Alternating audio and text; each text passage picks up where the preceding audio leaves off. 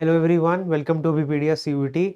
तो today at the request of many students हम national income का जो कि आपका मैक्रो इकोनॉमिक्स में एक पूरा यूनिट है उसका हम करने जा रहे हैं one short lecture. In this lecture we will cover everything you need to know to get every question right on national income. चाहे आप CUT दे रहे हैं, चाहे आप अभी तो आपके बोर्ड्स आ रहे हैं, प्री बोर्ड्स आ रहे हैं. तो I have made this document जो हम अभी कवर करेंगे इन सच वे कि आपका इसमें से कुछ भी बाहर नहीं आएगा. एंड सारे कंसाइज पॉइंट्स मैंने इसमें लिए हैं, सारे PYQs मैंने इसमें इंक्लूड किए हैं. तो we will be solving lot of PYQs as well जितने हम कर सकते हैं. लेक्चर PDF का लिंक आपको डिस्क्रिप्शन में मिलेगा, don't forget to download it. And let's get right into this lecture. ये नेशनल इनकम का वन शॉट लेक्चर होने वाला है. इसमें CUT UG 2026 में जो लोग अपेयर कर रहे हैं एंड अभी जो लोग 12th बोर्ड्स में अपेयर कर रहे हैं उनके लिए ये बहुत इम्पॉर्टेंट रहेगा. So let's get right into it. तो जो ये डॉक्यूमेंट है गाइज, ये आपको मिल जाएगा इन द डिस्क्रिप्शन. सो एक बार जब आप ये लेक्चर देख लें तो for your own revision you can download this document.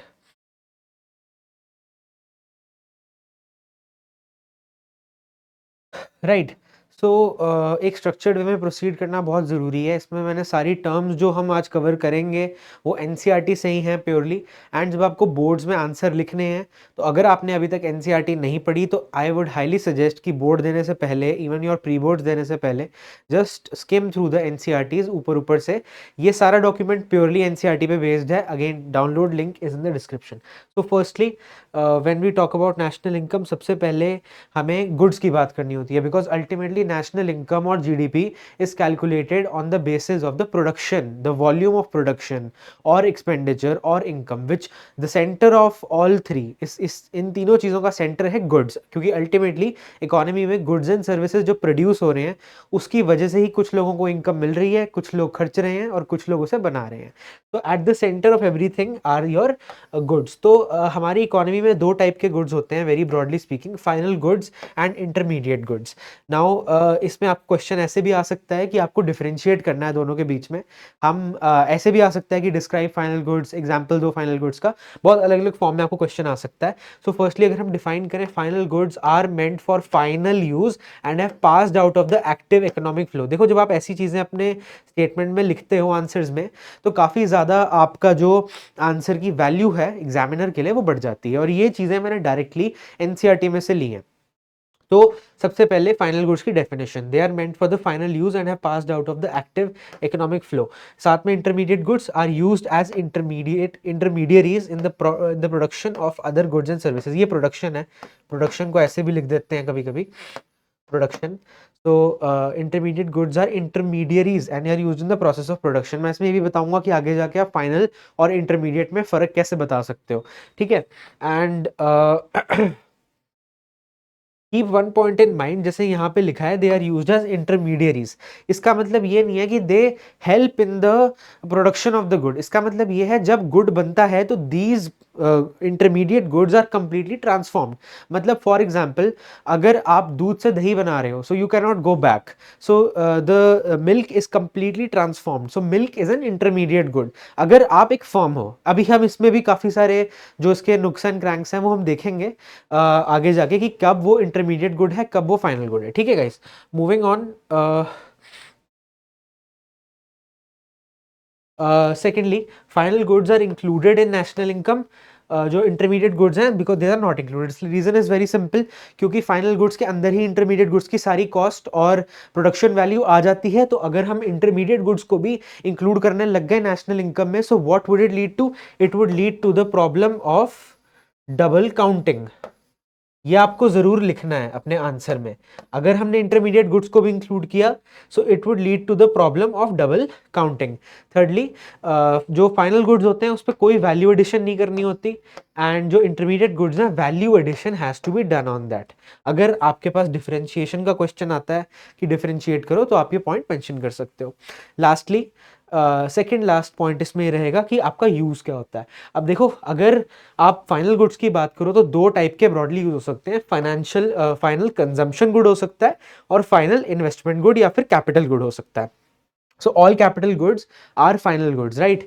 So final consumption good के terms में they are used by the end consumers. इसमें 4 categories हैं, durable हो सकते हैं, semi durable, non durable और services. इसकी further definition की आपको learn करने की कोई ज़रूरत नहीं है.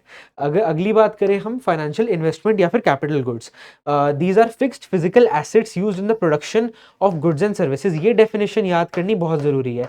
What are capital goods? They are fixed physical assets which are used in the production of other goods and services, and they are not used up in the process as compared to intermediate goods. तो फर्क क्या है intermediate goods में और capital goods में? Capital goods are not used up, they act as a facilitator, they facilitate the production of other goods, whereas जो intermediate goods हैं they are completely transformed in the production of other goods or of other final goods, right? So इसके अंदर आपके when you talk about final capital goods या final investment goods, इसके अंदर दो तरीके की फाइनल गुड्स आ जाते हैं. एक गुड्स हैं जो आपके नेट इन्वेस्टमेंट है, which are an addition to the stock of capital of your economy, जो नए इन्वेस्टमेंट गुड्स हर साल ऐड हो रहे हैं. और दूसरी कैटेगरी है रिप्लेसमेंट, जो एग्जिस्टिंग कैपिटल स्टॉक है, it goes through wear and tear every year. तो उसको रिप्लेस करने के लिए जो फाइनल इन्वेस्टमेंट गुड्स आते हैं उनको हम डेप्रिसिएशन बोलते हैं या फिर रिप्लेसमेंट. सो रिप्लेसमेंट और depreciation are the second part. तो इन दोनों को मिला के बनती है आपकी ग्रॉस इन्वेस्टमेंट इकोनॉमी में. आगे जाके हम इसमें डिटेल में बात करेंगे. और सो ये पॉइंट आपको बहुत क्लियरली मेंशन करना है. इसमें आप साथ साथ में एग्जांपल्स भी दे सकते हो कि ड्यूरेबल का एग्जांपल क्या होगा, सेमी ड्यूरेबल का क्या, नॉन ड्यूरेबल का क्या और सर्विसेज का क्या होगा. इसके साथ ही अगर हम इंटरमीडिएट गुड्स के यूज की बात करें तो either they can be used for resale purposes और they can be used in further production in the same year. So अगर आपके पास एमसीक्यू आता है कि if a good is used in further production in the same year, what is it called? Is it a intermediate good or is it a final good? अगर दूसरे साल में है तो वो फिर वो फाइनल गुड बन जाता है. सो ये जो सेम ईयर वाली बात है ये इसको माइंड में रखना बहुत ज़्यादा इंपॉर्टेंट है. नेक्स्ट हम आ जाते हैं एग्जाम्पल्स पे. अब for example, if a car is purchased by a household, it's not used in any productive purposes, so it's a final good, it's a final consumption good.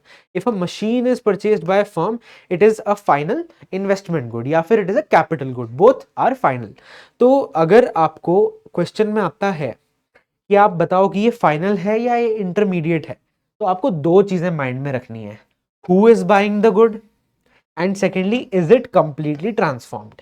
अगर एक फर्म बाय कर रही है गुड को या फिर एक हाउस होल्ड बाय कर रहा है गुड को, गुड का यूज क्या है, यूज केस क्या है, who is buying the good and secondly is it complete transform. तो इसके बेसिस पे जो मैंने डेफिनेशन दी है आप उसको यूज करके इजीली आंसर कर सकते हो कि whether it is a final good और it is a intermediate good, right?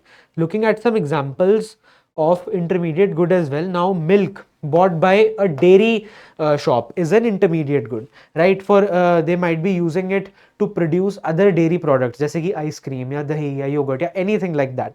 So milk is used as an intermediate good. But यहीं अगर ये milk एक household buy करता तो ये बन जाता final consumption good. See if you are writing subjective answers, I highly recommend कि आप उसमें पूरी चीज लिखो. फाइनल गुड लिखने की जगह final consumption, final investment. It will add more value and depth to your answer. And economics में आई हैव ऑब्जर्व्ड कि जो एग्जामिनर्स हैं they really appreciate it, right? And also one more example, electricity consumption by a firm, it is also an intermediate good क्योंकि electricity एक capital good नहीं है. electricity is an intermediate service जो completely transform हो रही है, एक तरह से हम बोल सकते हैं, while the production of the final good is taking place, right? And ये चीज आपने माइंड में रखनी है कैसे डिटरमिन करना है फाइनल है या इंटरमीडिएट है. Next we will move on to more some basic concepts. Investment and depreciation क्या होते हैं? Now in what is investment? Investment is increase in the capital stock. Capital stock is a stock variable. It is the amount of capital an economy holds at any given point of time. And capital is anything which facilitates the production of other goods and services हमें कह सकते हैं. So investment is increase in capital stock. Investment दो तरीके की है। Firstly it is your fixed investment which is the increase in the stock of fixed assets, जैसे कि आपकी मशीनरी होगी, जैसे कि आपके कैमरा इक्विपमेंट हो गया, anything which is your fixed physical asset, अगर उसमें इंक्रीज हो रहा है, so this is fixed investment. The second type of investment is inventory investment. What is inventory? Inventory is the stock of unsold finished goods, semi finished goods, raw material etcetera that a firm carries. This definition is very important guys, इसको रट लो, ये आपकी NCERT में exact दी हुई है। Unsold, finished, semi-finished raw material that a firm carries and inventory is a stock variable. ठीक है? Now when there is an increase in inventory, we call it inventory investment. When there is decrease in inventory, similarly we call it inventory disinvestment. But ये तो हो गया planned way में। अगर आपको आता है कि inventory एक unplanned way में कैसे change होती है, so inventory obviously is the stock of goods that a firm carries जो मे बी नहीं बिके, right? जो नहीं बिके या अभी नहीं सही से बने, या raw material and everything, so they can obviously change जब आपकी demand change करती है। demand directly impacts the sales of the firms. For example, एक फर्म कैरी कर रही है 20 चिप्स के पैकेट, बट एक पर्टिकुलर ईयर में the demand is only 18 packets of chips, so then they will obviously have what we call as unplanned accumulation of inventory stock which is primarily due to decrease in sales. काफी सारे reasons हो सकते हैं इसके, unplanned है, but एक आप example लिख सकते हैं कि it is due to decrease in sales. So this is an unplanned change in inventory. Inventory accumulation हो सकती है, इन्वेंट्री डिक्यूमुलेशन हो सकती है। ये आपके आगे जाके determination of income and employment वाले चैप्टर में भी काफ़ी ये लॉजिक यूज होगा, सो इस लॉजिक को प्लीज़ ध्यान से कर लेना। ये लॉजिक आपको लिखना अच्छे से आपकी आंसर शीट में आना चाहिए।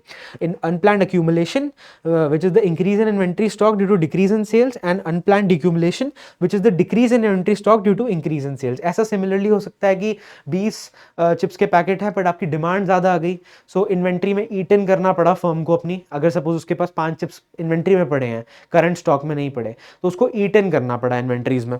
सो this is an unplanned decumulation in inventory stock. Now what is depreciation? Depreciation is the consumption of fixed capital. It is also known as the regular wear and tear of। अब ये तीनों चीजें आपको mind में रखनी है, इन तीनों चीजों को मिला के आंसर फ्रेम करना है, ठीक है? ये नहीं कि एक ही लाइन आप लिख के आ जाओ। Depreciation is the consumption of fixed capital. It is caused by the regular wear and tear of capital and due to expected obsolescence. मतलब अगर आपको पता है कोई चीज ऑब्सोलीट होने वाली है in the near future, for example button वाले phone, now we know that we won't buy it any further, they are obsolete now. So expected obsolescence, expected is the keyword here. अगर किसी भी reason की वजह से जो आपका कुछ भी कैपिटल गुड है आपके पास, उसकी वैल्यू डिक्रीज हो जाती है due to unexpected obsolescence, the reasons being natural calamity की वजह से, मे बी वो प्रोडक्ट डिस्ट्रॉय हो गया, या फिर सडनली ऐसा कोई टेक्नोलॉजिकल चेंज आया जिससे उसकी मार्केट वैल्यू जीरो हो गई। So this is not depreciation, this is what we call capital loss. तो आपको डिस्टिंग्विश करना आना चाहिए। जो डेप्रिसिएशन है that can be only caused due to regular wear and tear of capital and expected obsolescence. अगर अनएक्सपेक्टेड ऑब्सोलीट होता है प्रोडक्ट एक अनएक्सपेक्टेड वे में, जैसे कि नेचुरल कैलामिटी या फिर डिक्रीज इन मार्केट वैल्यू, तो उसको कैपिटल लॉस कहते हैं। अब सिंपल सी चीज एक समझ लो, अगर आपको ग्रॉस इन्वेस्टमेंट की हम बात करें, gross investment is this outer circle.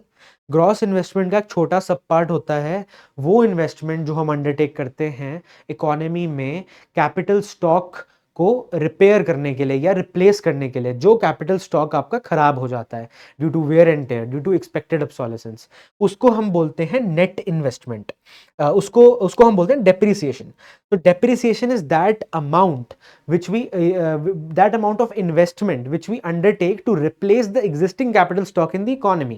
and उसके अलावा net investment वो पार्ट होता है जो हम ऐड करते हैं कैपिटल स्टॉक पे। so in this way gross investment का एक पार्ट होता है आपका net investment एंड बाकी पार्ट होता है डेप्रिसिएशन। तो जब भी आपको एक ग्रॉस वेरिएबल को नेट वेरिएबल में कन्वर्ट करना है, तो आप बेसिकली उसमें से डेप्रिसिएशन माइनस कर दोगे।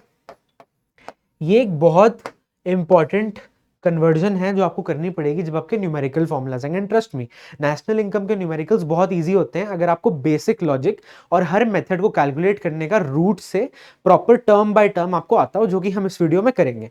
सो इट्स वेरी इजी। अगर आपके पेपर में क्वेश्चन आता है तो you are lucky in a way, right? Moving on, अब हम करेंगे circular flow of income. I also covered this in a previous video because some students requested me ki we have doubt in this topic, but then I decided to do a one shot only. So I don't know if that video will be uploaded or not, but अगर वो video upload हुई है तो आप please उसको जाके देखिए. And उस वीडियो में हम सर्कुलर फ्लो ऑफ इनकम को काफ़ी डेप्थ में करते हैं. And if you have any doubt in particular topics of national income या कोई भी और ऐसे आपके जो हो जाएंगे टॉपिक्स हैं मैक्रो में, माइक्रो में, आईडी में, माइक्रो तो हम अभी नहीं करेंगे, माइक्रो हम बोर्ड्स के बाद करेंगे या ऑलमोस्ट अब करेंगे जब आपके बोर्ड्स खत्म हो रहे होंगे. बट अगर आपको कोई भी ऐसा डाउट है so do let me know, we will cover that topic. Now we will discuss circular flow of income. तो सर्कुलर फ्लो ऑफ इनकम में ना डायरेक्टली डायग्राम में जाने से better how I like to proceed it is we first learn about the sectors. कभी भी आप circular flow बनाओगे, 2 सेक्टर बनाओगे, 3 सेक्टर बनाओगे, 4 सेक्टर बनाओगे, आपको ये पैरा लिखना ही लिखना है कितने भी आप सेक्टर का बना रहे हो. This is basically describing what roles do all the sectors play in the economy. क्या सेक्टर्स होते हैं इकोनॉमी में? We have the households, we have firms, we have the government, and we have the rest of the world. So what do households do? Households provide factor services which are your labor, land, capital and entrepreneurship. Capital को K से represent करा जाता है economy में, ठीक है. Land, labor, capital, entrepreneurship provide करते हैं households to the firms. Households also buy goods and services from the firms. They pay taxes and receive subsidies from the government. They give savings to the financial markets and import from the rest of the world. Now एक और point यहाँ पे बहुत ज़्यादा important. Financial कभी भी economy में sector नहीं होता. फाइनेंशियल सेक्टर हम बड़ा लूजली ऐसे ही बोल देते हैं बोलने को, बट फाइनेंशियल हमेशा मार्केट होती है इकोनॉमी के टर्म्स में. तो अगर आपको 3 सेक्टर आता है ना बनाने को, तो करेक्ट वे देखो, मार्क्स आपको शायद फाइनेंशियल सेक्टर आप बनाओगे मिल जाए में भी, बट अगर करेक्ट वे में आपको प्रोसीड करना है तो आप 3 सेक्टर जब आपके पास आएगा तो अपने हाउस होल्ड, फर्म्स और गवर्नमेंट बनानी है. फाइनेंशियल मार्केट आप बनाओ ना बनाओ वो अलग बात है, right, unless the question specifies it. And then they give savings to the financial markets and they import from the rest of the world. ठीक है. सिमिलरली फर्म्स क्या करती हैं? फर्म्स पे फैक्टर पेमेंट्स. अब ये इस केस में मनी फ्लो, ये इस केस में रियल फ्लो हो गया, ये इस केस में मनी फ्लो. तो इस रियल फ्लो के कॉरेस्पॉन्डिंग में मनी फ्लो आपका क्या हुआ?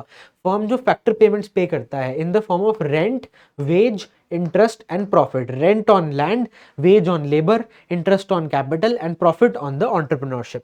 तो ये आपका मनी फ्लो. सिमिलरली यहाँ पे उल्टा है. When households buy goods and services from the firms they pay them money, so this is the money flow. And यहाँ पे ये provide goods and services to the household, ये हो गया आपका रियल फ्लो.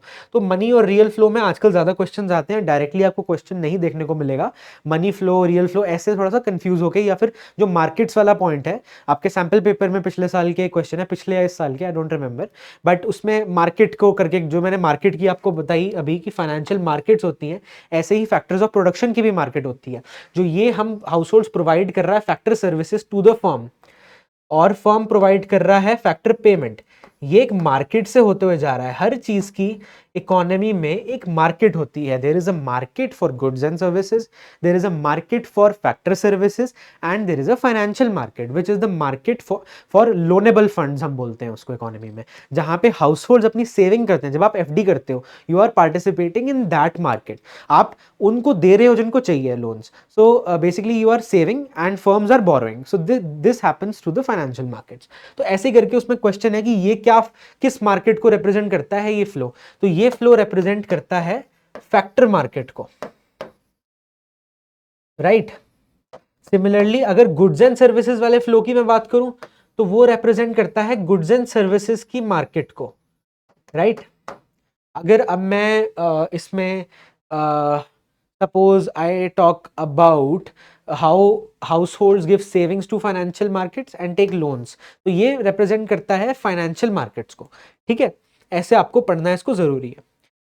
बिकॉज सिंस आपका sample paper में आ चुका है तो मे बी वो ट्विस्ट करके आपको किसी और मार्केट का ये दे दें. So you have to be very aware about this, ठीक है. गवर्नमेंट क्या करती है इकोनॉमी में? Government receives taxes, does spending including subsidies and also does public saving in financial markets.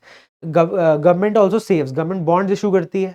You will learn about this in money and banking. हम money and banking की भी one shot video करेंगे, उसमें पता चलता है government bonds issue करती है, short term bonds, long term bonds. तो वो पब्लिक सेविंग कर रही होती है, पब्लिक से पैसा लेती है और उनको उनके पैसे पे रिटर्न देती है. So government also participates in the financial market. External sector क्या करता है? External sector exports goods and services to domestic domestic demand, it is also connected by the domestic financial markets. So basically exports goods and services. External sector export करता है. External sector is basically the rest of the world, ROW.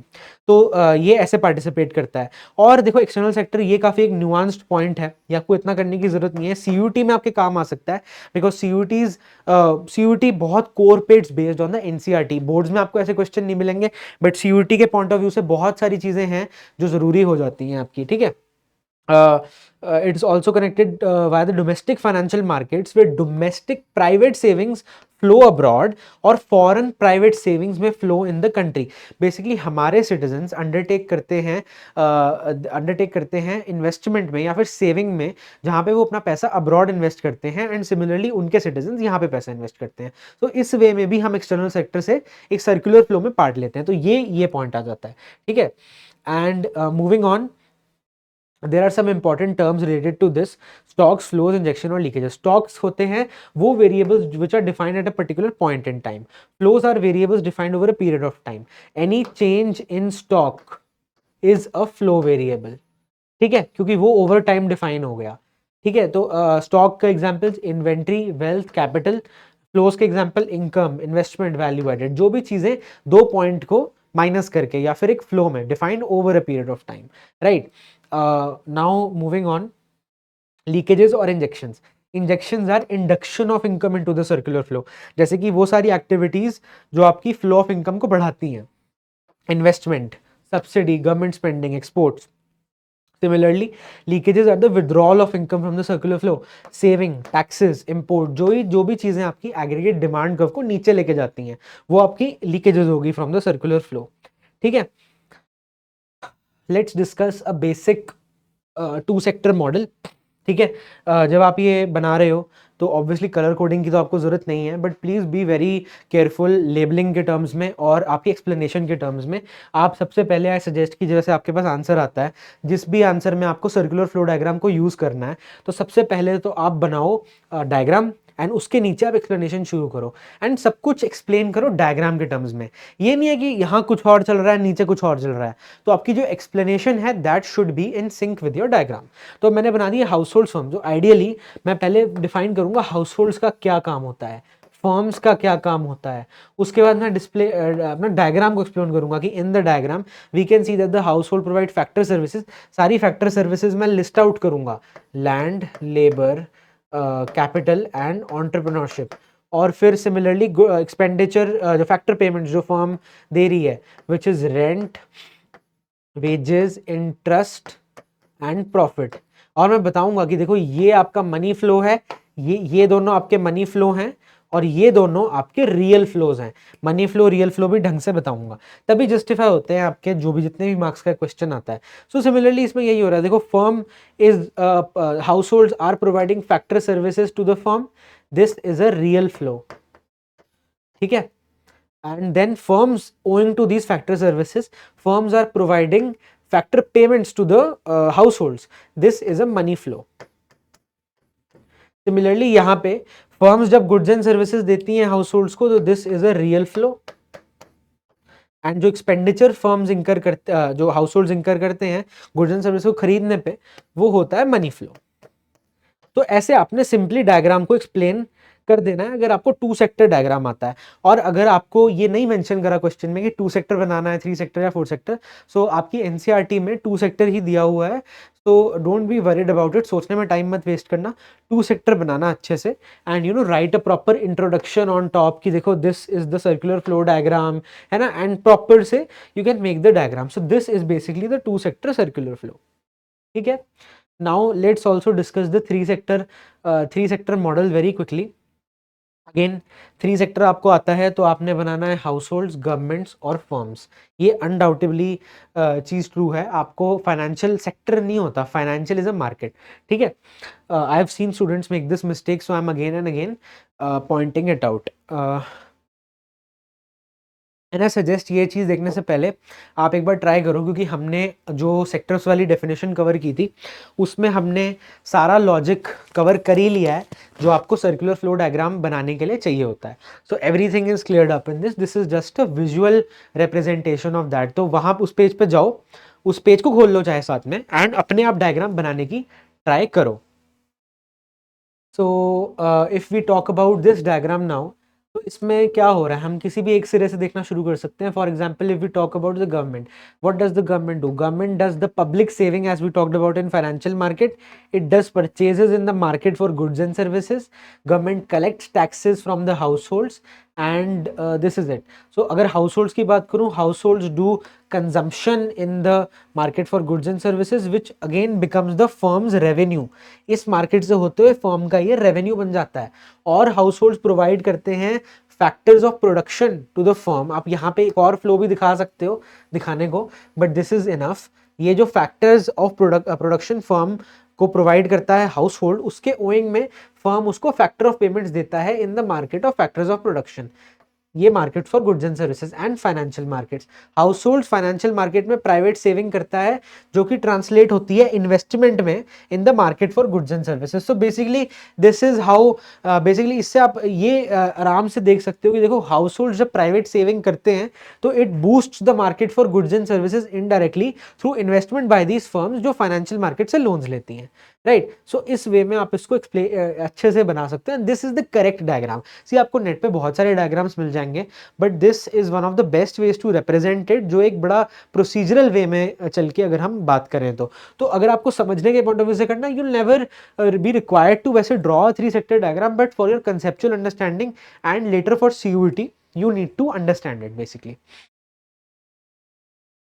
And don't worry, you can take a screenshot of this right now, या फिर आप ये, अगर आपको पूरी PDF चाहिए जो मैंने कंपाइल करी है, ये आपको डिस्क्रिप्शन में मिल जाएगी। Now moving forward, let's get to the tough part now, जो लोगों को काफ़ी डर लगता है जिससे, which is your financial income accounting. ठीक है, तो I hope everyone is well prepared for their pre boards now. ठीक है, काफ़ी पढ़ने वाला टाइम होता है ये क्लास 12 में। You are giving your pre boards. इस बार तो काफ़ी जल्दी प्रोसेस शुरू हो रहा है। I remember when I give the exams, हमारा टर्म 1 टर्म 2 में हुआ था, तो काफ़ी ज़्यादा हमें तो था कि कन्फ्यूजन थी बहुत ज़्यादा, and how they will divide, बहुत चीज़ें थी। हमारे 2 बोर्ड्स हुए थे basically, and then we have to give CUT। So class 12 felt like almost 2 years for my batch, है ना। सो दिस टाइम ऑब्वियसली पिछले 2 साल से बोर्ड सही से हो रहे हैं, हमारे टाइम पे ही इशू होना था, I don't know why. So anyways, moving on to national income accounting, थोड़ी मैं ऐसे प्रोसीड करूंगा कि I will tell you some basic conversion and some basic aggregates first, तब हम फाइनल, उसके बाद हम आएंगे फाइनल आपके फॉर्मूलाज पे। सो अगर मैं बात करूं यहाँ पे बेसिक कन्वर्जन आपकी क्या क्या हैं, again as we talked, gross is equal to net plus depreciation. अगर आपको ग्रॉस को कन्वर्ट करना है नेट में, सो जस्ट इधर चला जाएगा सब्ट्रैक्ट डेप्रिसिएशन।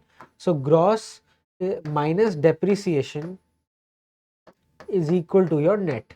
ये चीज़ें आपको बहुत ज़्यादा ना कंसेप्चुअली क्लियर होनी चाहिए, because you can't expect to learn this and memorise this all the time. आप रट्टा नहीं लगा सकते इस चीज़ का, आप रट्टा लगाते लगाते ही रह जाओगे फिर, है ना। You have your ID as well, ID में पूरा रट्टा है। अल्टीमेटली ID में आपको याद करनी पड़ेंगी चीज़ें अगर आपको मार्क्स लेने हैं आंसर्स में, बट आप अगर ये सब याद करने लगे तो आपके पास उसका टाइम नहीं होगा। एंड देन वी हैव, अगर आपको नेशनल प्रोडक्ट को डोमेस्टिक प्रोडक्ट में कन्वर्ट करना है, तो नेशनल हमेशा होता है domestic product plus NFI। NFI क्या होता है? Net factor income from abroad. अब हम आगे जाके पढ़ेंगे नॉर्मल रेजिडेंट्स क्या होते हैं, बट कुछ नॉर्मल रेजिडेंट्स आपकी डोमेस्टिक कंट्री के बाहर होते हैं, तो you send some factor income abroad and similarly you take some factor income from abroad, जो इनकम आपकी कंट्री में फ्लो हो रही है। So basically factor income, net factor income from abroad is factor income from abroad minus factor income to abroad. ये आपको बड़ा detail वे में याद करना है। ये factor income comprises of the same factors of production, rent, wage, interest and profit.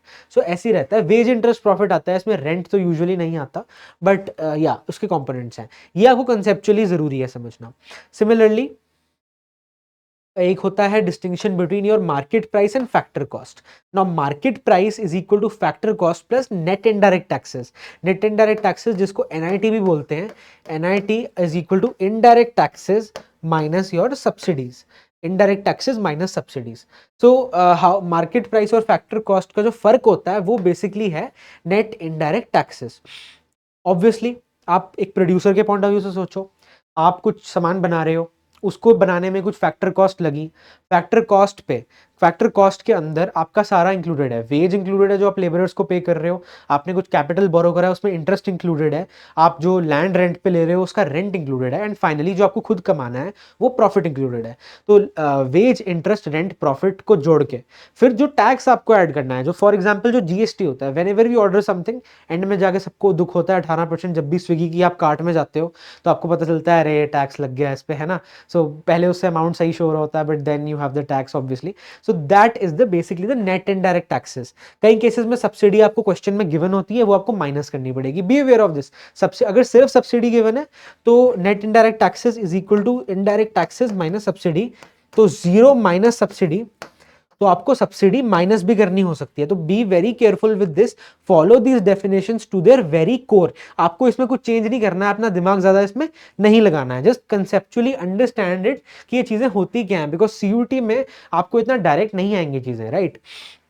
Market price is equal to factor cost plus net indirect taxes. Net indirect taxes होते हैं indirect taxes minus subsidies. Now एक और चीज है इसमें guys, basic price. ये आपका boards के लिए नहीं है, but it is for CUET only. Basic price is factor cost plus net production taxes, ठीक है। और जो मैंने ये चीजें बताई ना सारी, ये किसी एग्रीगेट के साथ जुड़ी होंगी यहाँ से। जैसे आपको सपोज कन्वर्ट करना है जीडीपी एमपी को जीडीपी एफसी में, तो मैं क्या करूंगा, मैं नेट इनडायरेक्ट टैक्सेस को माइनस कर दूंगा, राइट, जिससे मेरा कन्वर्ट हो जाएगा GDP MP at GDP FC.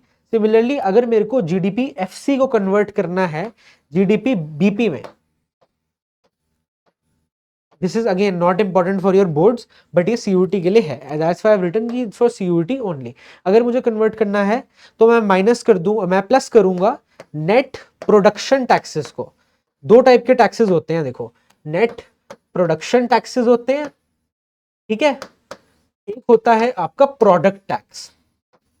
दोनों को कंप्राइज होकर दोनों को मिला के बनता है नेट इनडायरेक्ट टैक्स। तो अगर मुझे जीडीपी एफसी को कन्वर्ट करना है जीडीपी बीपी में, तो मैं नेट प्रोडक्शन टैक्सेस जोड़ दूंगा, ठीक है। This is your basic convergence. Moving on, कुछ ऐसे इंपॉर्टेंट नेशनल इनकम एग्रीगेट्स हैं जो आपको क्वेश्चंस में आएंगे। जैसे आप इनकम मेथड करेंगे, आप एक्सपेंडिचर मेथड करेंगे, आपको कुछ भी निकालना आ सकता है कि फॉर एग्जांपल जो इनकम मेथड है वो आपको डोमेस्टिक इनकम देता है, एनडीपीएफसी देता है। आपको आ सकता है कि इससे नेशनल इनकम कैलकुलेट करो, इससे जीडीपी एमपी करो, तो वो कन्वर्जन्स आपको मैंने ऊपर बता दी हैं। ये कुछ इंपॉर्टेंट नेशनल इनकम एग्रीगेट्स हैं जिसका कभी कभी क्वेश्चन आ जाता है कि differentiate between national income and domestic income. तो ये इसलिए हम डिफाइन करना और इनकी इनकी जो अंदर डेफिनेशन है उसको समझना बहुत जरूरी हो जाता है। Firstly what is national income? National income is net national product at factor cost. देखो एक चीज अच्छे से समझ लो, जो भी इनकम वाले एग्रीगेट होंगे, जिन भी एग्रीगेट के नाम के पीछे इनकम है, वो हमेशा फैक्टर कॉस्ट पे होंगे। बिकॉज जब एक फैक्टर कॉस्ट पे मार्केट प्राइस जुड़ जाता है तो वो एक्सपेंडिचर माना जाता है, वो प्रोडक्ट माना जाता है जो एक्सपेंडिचर कंज्यूमर कर रहा है। कंज्यूमर को कभी भी कुछ फैक्टर कॉस्ट पे नहीं मिलता, कंज्यूमर को हमेशा सब कुछ मिलता है किस पे? मार्केट प्राइस पे। तो जब भी मार्केट प्राइस आ गया किसी भी एग्रीगेट के सामने, वो हो गया value of production of goods, value of production of goods. जब भी किसी एग्रीगेट के सामने आ गया factor cost, it is the income, it is the income which is going to the factors of production, rent, interest, wage, profit, ठीक है, simple. So what is NNPFC? It is obviously income and it is national income, क्योंकि ये net national है, ठीक है। It is the sum of incomes earned by all factors of production owned by normal residents either domestically और abroad, तभी ये है national. ये सिर्फ नॉर्मल रेजिडेंट्स है, चाहे नॉर्मल रेजिडेंट्स डोमेस्टिक हो या अब्रॉड हो, it is based bye normal residents, अगर आप नॉर्मल रेजिडेंट हो या नहीं, ठीक है। It is not based on domestic territory, जैसे कि हम आगे डिस्कस करेंगे जो डोमेस्टिक एग्रीगेट है आपका, ठीक है। What are who are normal residents? Normal residents are those who are residing in the country for more than 1 year and whose economic interests lie in the country। Usually normal resident पे इतना tricky question नहीं आता जितना domestic territory पे आता है, but still you need to remember this definition. And अगर मैं बात करूं सिमिलरली अगर मैं बात करूं डोमेस्टिक इनकम की, domestic income is NDPFC, net domestic product at factor cost. वो था net national product at factor cost, okay. Factor cost है तो इनकम होगा। डोमेस्टिक क्यों है? Because it is the sum of incomes earned by all the factors of production located domestically with in the territory.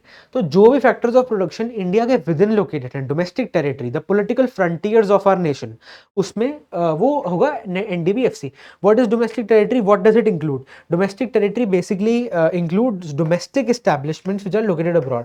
जैसे अगर मैं India के reference में बात करूं तो जो इंडियन एम्बेसीज लोकेटेड होंगी फॉरेन कंट्रीज में, they are considered the domestic territory of India.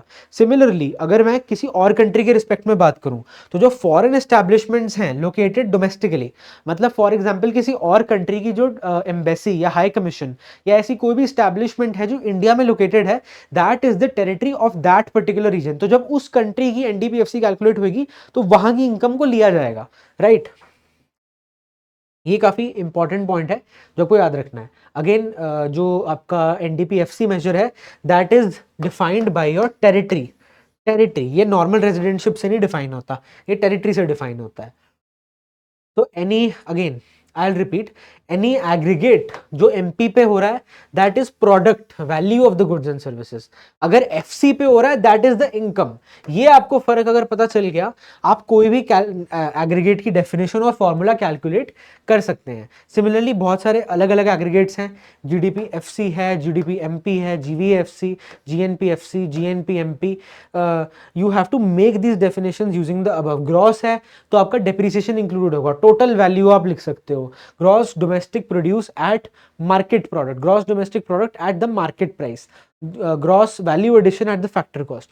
तो ये सब की डेफिनेशंस आपको बनानी आनी चाहिए। जो मेजर डेफिनेशंस हैं जो आ सकती हैं, मैंने यहाँ पे आपको कवर वो कर दी हैं, जो आपको क्वेश्चंस में आ सकता है कि calculate domestic income. Now you don't know the formula for domestic income, it is NDPFC. National income, it is NNPFC, right. Moving on, we will now do nominal and real GDP. देखो ये भी बहुत important है and I believe it is a very very very very very easy topic. अगर आप ये अच्छे से एक एक पॉइंट जो मैंने इस नोट्स में दिया आप कर लो, इसका क्वेश्चन कभी आपका गलत हो ही नहीं सकता। सी, इसका क्वेश्चन कभी भी ऐसा आया ही नहीं है जो इन 3-4 पेज के बियॉन्ड हो। So why not take it to our advantage. अच्छी बात है अगर ये क्वेश्चन आए। जल्दी से कर लेते हैं। ये जो मैंने यहाँ पे दिया है, this is my hand written notes, ये भी अवेलेबल है नीचे लेक्चर लिंक में, so you can download these notes as well.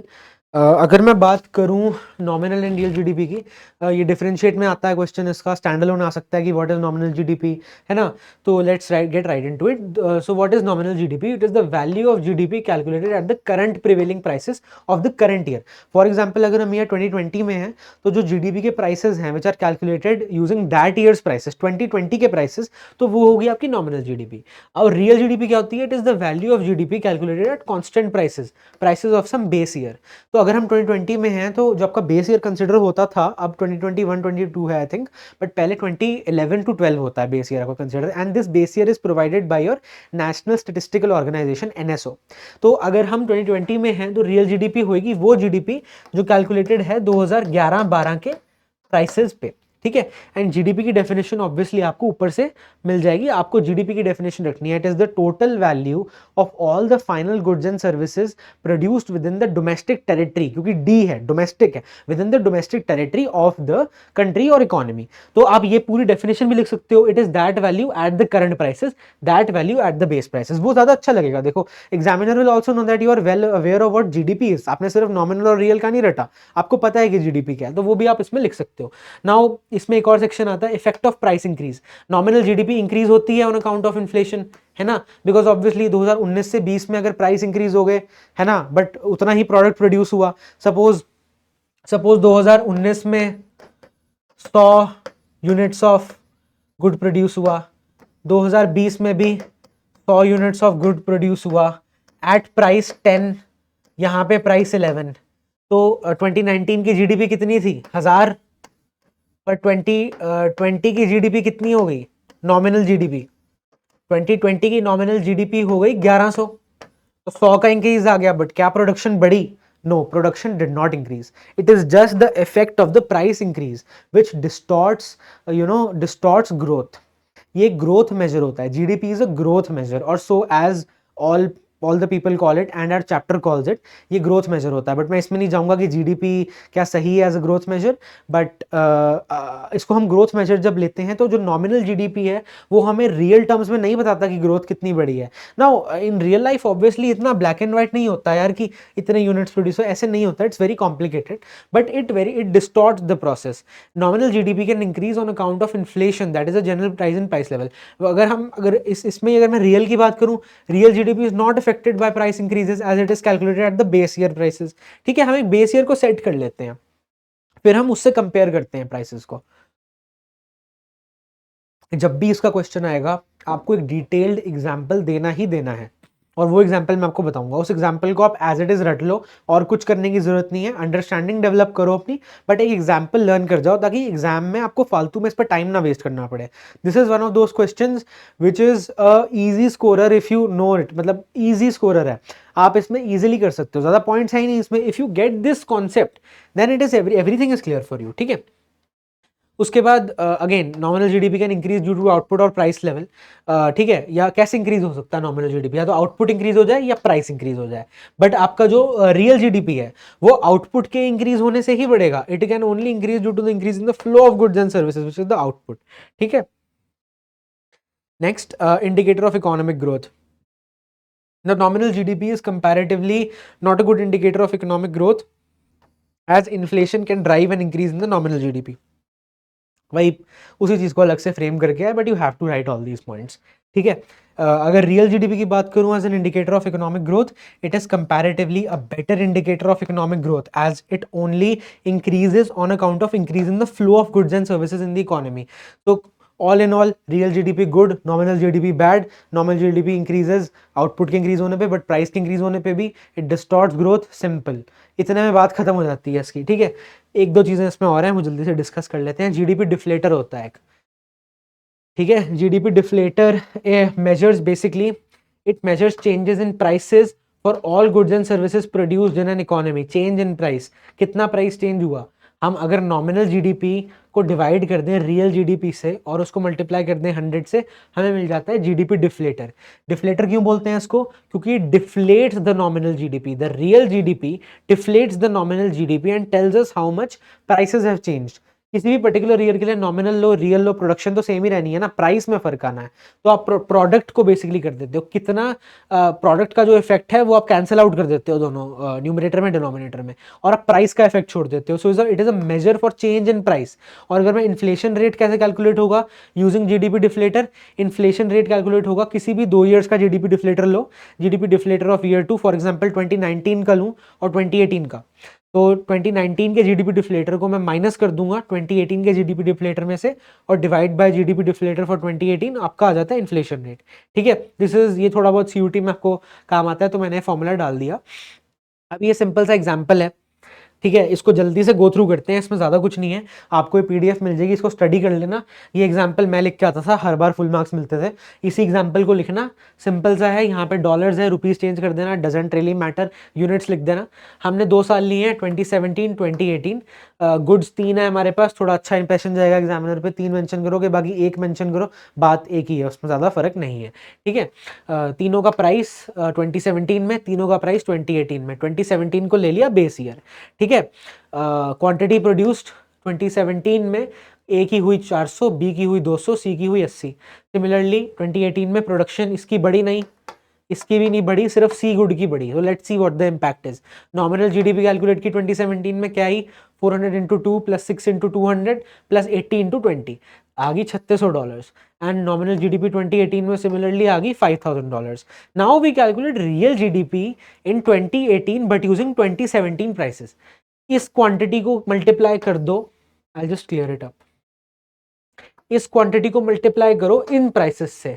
ठीक है, देखो 400 इंटू 2, 200 इंटू 6 प्लस 100 इंटू 20। ठीक है, ये 100 इंटू 20, ये फर्क था ना इसमें, तो ये आ गई 4000। तो अगर मैं रियल जीडीपी देखूं आपकी 2018 में, तो वो सिर्फ 4000 है, जबकि नॉमिनल जीडीपी 5000 थी। तो this is a distorter of growth. हमें लग रहा है कि बहुत हमने ग्रो किया है, नहीं, हम एक्चुअली में सिर्फ 4000 पे आए हैं, 3600 से हम सिर्फ 4000 पे आए हैं। ठीक है। तो growth is in always calculated in real terms, money effects are not of matter to us in the economy when we talk about macro. ठीक है, सिमिलरली यहाँ पे डिफ्लेटर कैलकुलेट आप कर सकते हो।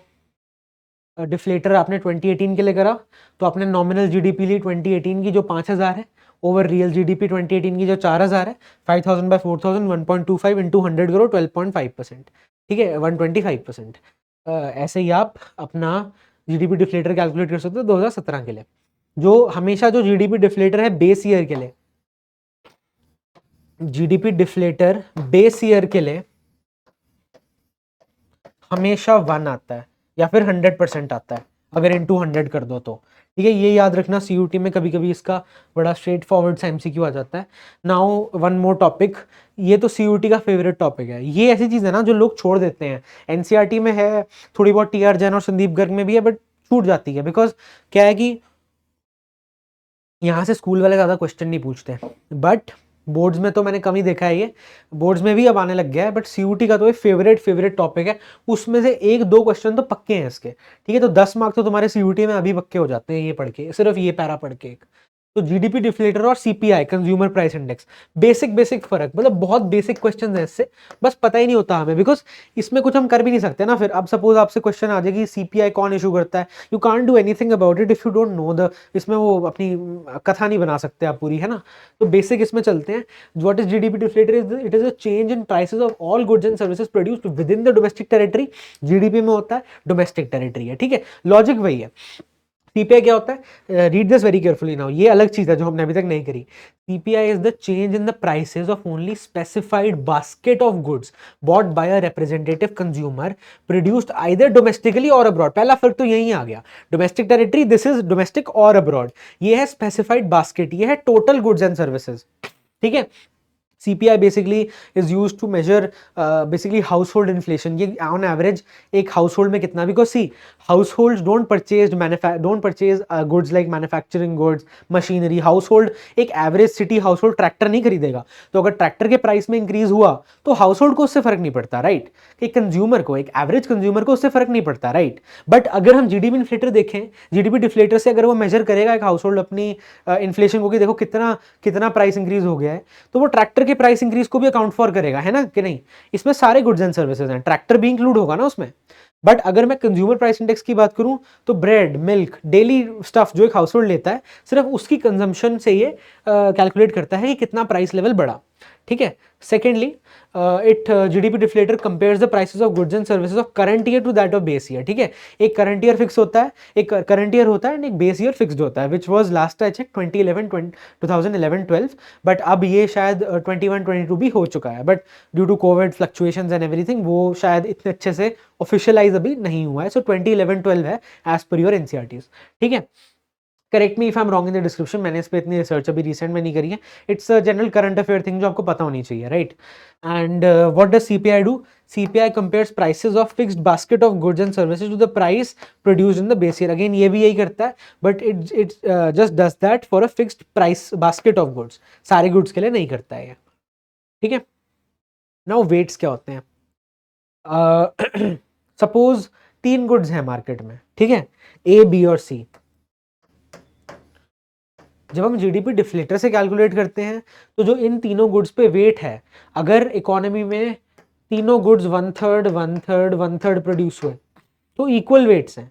अगर सपोज एक हुआ 1/3, दूसरा हुआ 2/3, तीसरा हुआ ही नहीं प्रोड्यूस, 0/3, है ना। तो ये वेट्स होते हैं अलग अलग according to level of production. GDP सारे गुड्स एंड सर्विसेज को लेता है, तो वेट्स भी जीडीपी ही डिसाइड करता है कि कितना प्रोड्यूस हुआ कौन सा वाला गुड। ठीक है, बट सीपीआई में ऐसा नहीं होता। सीपीआई में we can weight them ourselves, तो the weights are constant. Weights हर गुड के लिए सेम होते हैं। अगर 3 गुड्स हैं A, B और C, तीनों पे 1/3 वेट जाएगा, क्योंकि हम अज्यूम नहीं कर सकते कौन सा हाउस होल्ड क्या ज्यादा कंज्यूम करता है, राइट। तो तीनों पे 1/3 वेट जाएगा। नाउ ये काफी इंपॉर्टेंट पॉइंट है। जो जीडीपी डिफ्लेटर है, it is reported by ministry of statistics and programme implementation. ठीक है, ministry of statistics and programme implementation. Similarly ये होता है एनएसओ रिलीज करता है, national statistical organisation, NSO releases CPI. ये सीयूटी में अनगिनत बार आया हुआ, हर बार आता है question, I don't know why they give this every time, so just be sure to do this properly. एक टॉपिक इसमें before we jump into methods of calculating national income is are GDP and welfare. ठीक है, see national income is again very a very easy chapter. बस जो methods हैं आपको अच्छे से क्लियर होने चाहिए, प्रिकॉशंस अच्छे से पता होनी चाहिए। जो अभी तक हमने करा ना यार, ये बहुत बेसिक्स हैं। This will build up till all the way आप कॉलेज में, अगर आप इकोनॉमिक्स ऑनर्स करना चाहते हो या बीए कर रहे हो जिसमें इकोनॉमिक्स है, तो this will build up till there. These are the basics, this is the fundamental of how we view the economy, कैसे चीज़ें हो रही हैं इकोनॉमी में। बाकी सब जो चीज़ें आप देखोगे ना बाकी के चैप्टर्स में, whether it is money and banking, determination of income and employment, वो सारा है एनालिसिस। इसमें रियल टर्म्स में इकोनॉमी को रिप्रेजेंट हो रहा है कि कर हो कैसे रहा है। अभी जब आप aggregate demand, aggregate expenditure model करोगे केन्स का, उसमें सारा it's all everything is in ex ante terms, मतलब कि it is to be done in the future, it is to be decided, मतलब एनालिसिस पार्ट है। This all of this in national income बड़ा real part है। तो आपको you should know the basics of this, and national income से कोई भी question आता है ना, तो you after watching this video you will score well in that. And अगर आपको स्पेसिफिक किसी और टॉपिक के लिए नीड है, you want to revision, you want to revise that or you want to do that, तो आप please let me know in the comments and I will try my best to cover it अलग से भी। हम ये one shot कर रहे हैं, but I think circular flow of income की मैंने एक और वीडियो बनाई है, तो वो टॉपिक ऐसा है जो आता है, आंसर लिखना नहीं आता होता पर लोगों को। ठीक है, सो सिमिलरली अलग अलग टॉपिक्स की हम स्पेसिफिक वीडियो भी बना सकते हैं। तो मूविंग ऑन हेयर, ये भी बहुत सिंपल सा टॉपिक है, GDP and welfare. I mention earlier in this video कि देखो GDP is used as an indicator for growth, बहुत अच्छा है। एक बात होती है, देखो अगर सपोज सिंपल सी चीज देखो, एक आप, अगर एक केक है मेरे पास, ठीक है, I have a cake, now if the size of that, I have a cake and I have 3 people जिनको मुझे केक देना है, ठीक है, ये केक कैसे भी डिवाइड हो सकता है, इक्विटेबली भी डिवाइड हो सकता है, नॉन इक्विटेबली भी डिवाइड हो सकता है। अगर इस केक का साइज बढ़ता है तो आप उसे क्या कहोगे, ग्रोथ कहोगे या डेवलपमेंट कहोगे, राइट? क्या कहोगे आप उसे? If I don't tell you how this cake is distributed, what will you call the increase in the size of this cake? You will obviously call it growth. It is not development necessarily. ठीक है, अब मैं कैसे इस cake को divide करता हूं इससे फर्क पड़ता है। 4 में ले लेते हैं, चलो 4 में से ढंग से बन गया, तो 4 में ले लेते हैं। अगर ये इक्विटेबली डिस्ट्रीब्यूटेड है, सो इट इज डेवलपमेंट ऑल्सो। तो इन्हीं लाइंस के अकॉर्डिंग जीडीपी आपको कुछ डेवलपमेंट के बारे में नहीं बताता है। इट डजेंट टेल यू कि पर कैपिटा जीडीपी अगर हम लें, है ना, it doesn't tell you how the income is distributed, it only tells you how much the income is. So it is not necessarily a good indicator of development and hence welfare. तो पहला point हमारा इसी से relate करता है, distribution.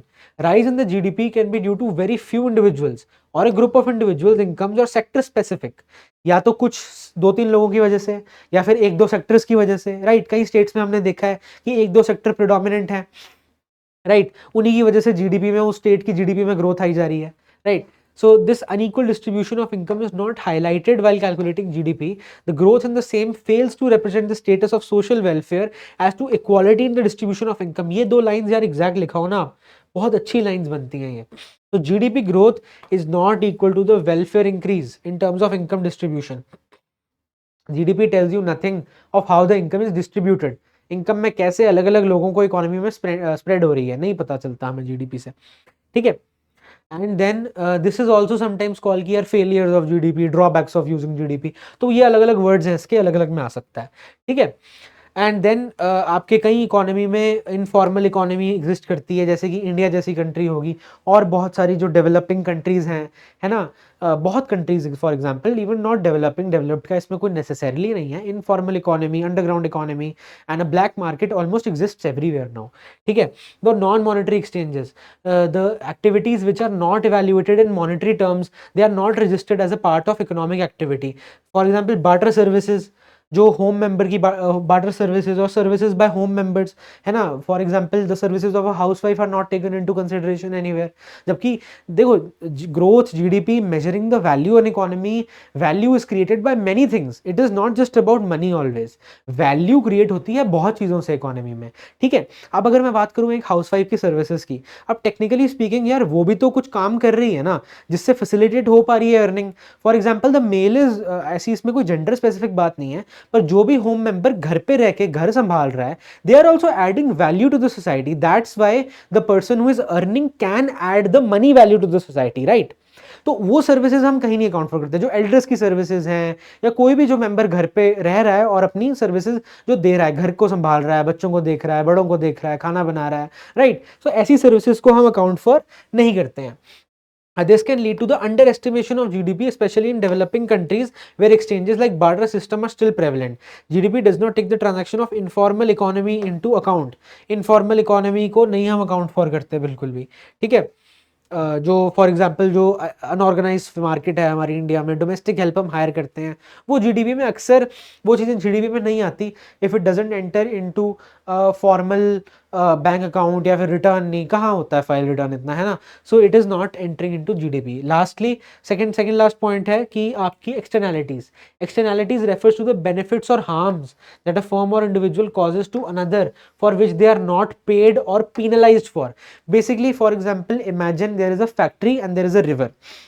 अब वो factory river में पोल्यूटेंट्स दे रही है, और रिवर से फिशरमैन को फिश करना है, और जो पोल्यूटेंट्स हैं उसकी वजह से फिश इफेक्ट हो रही हैं। So therefore the livelihood of the fisherman is being affected.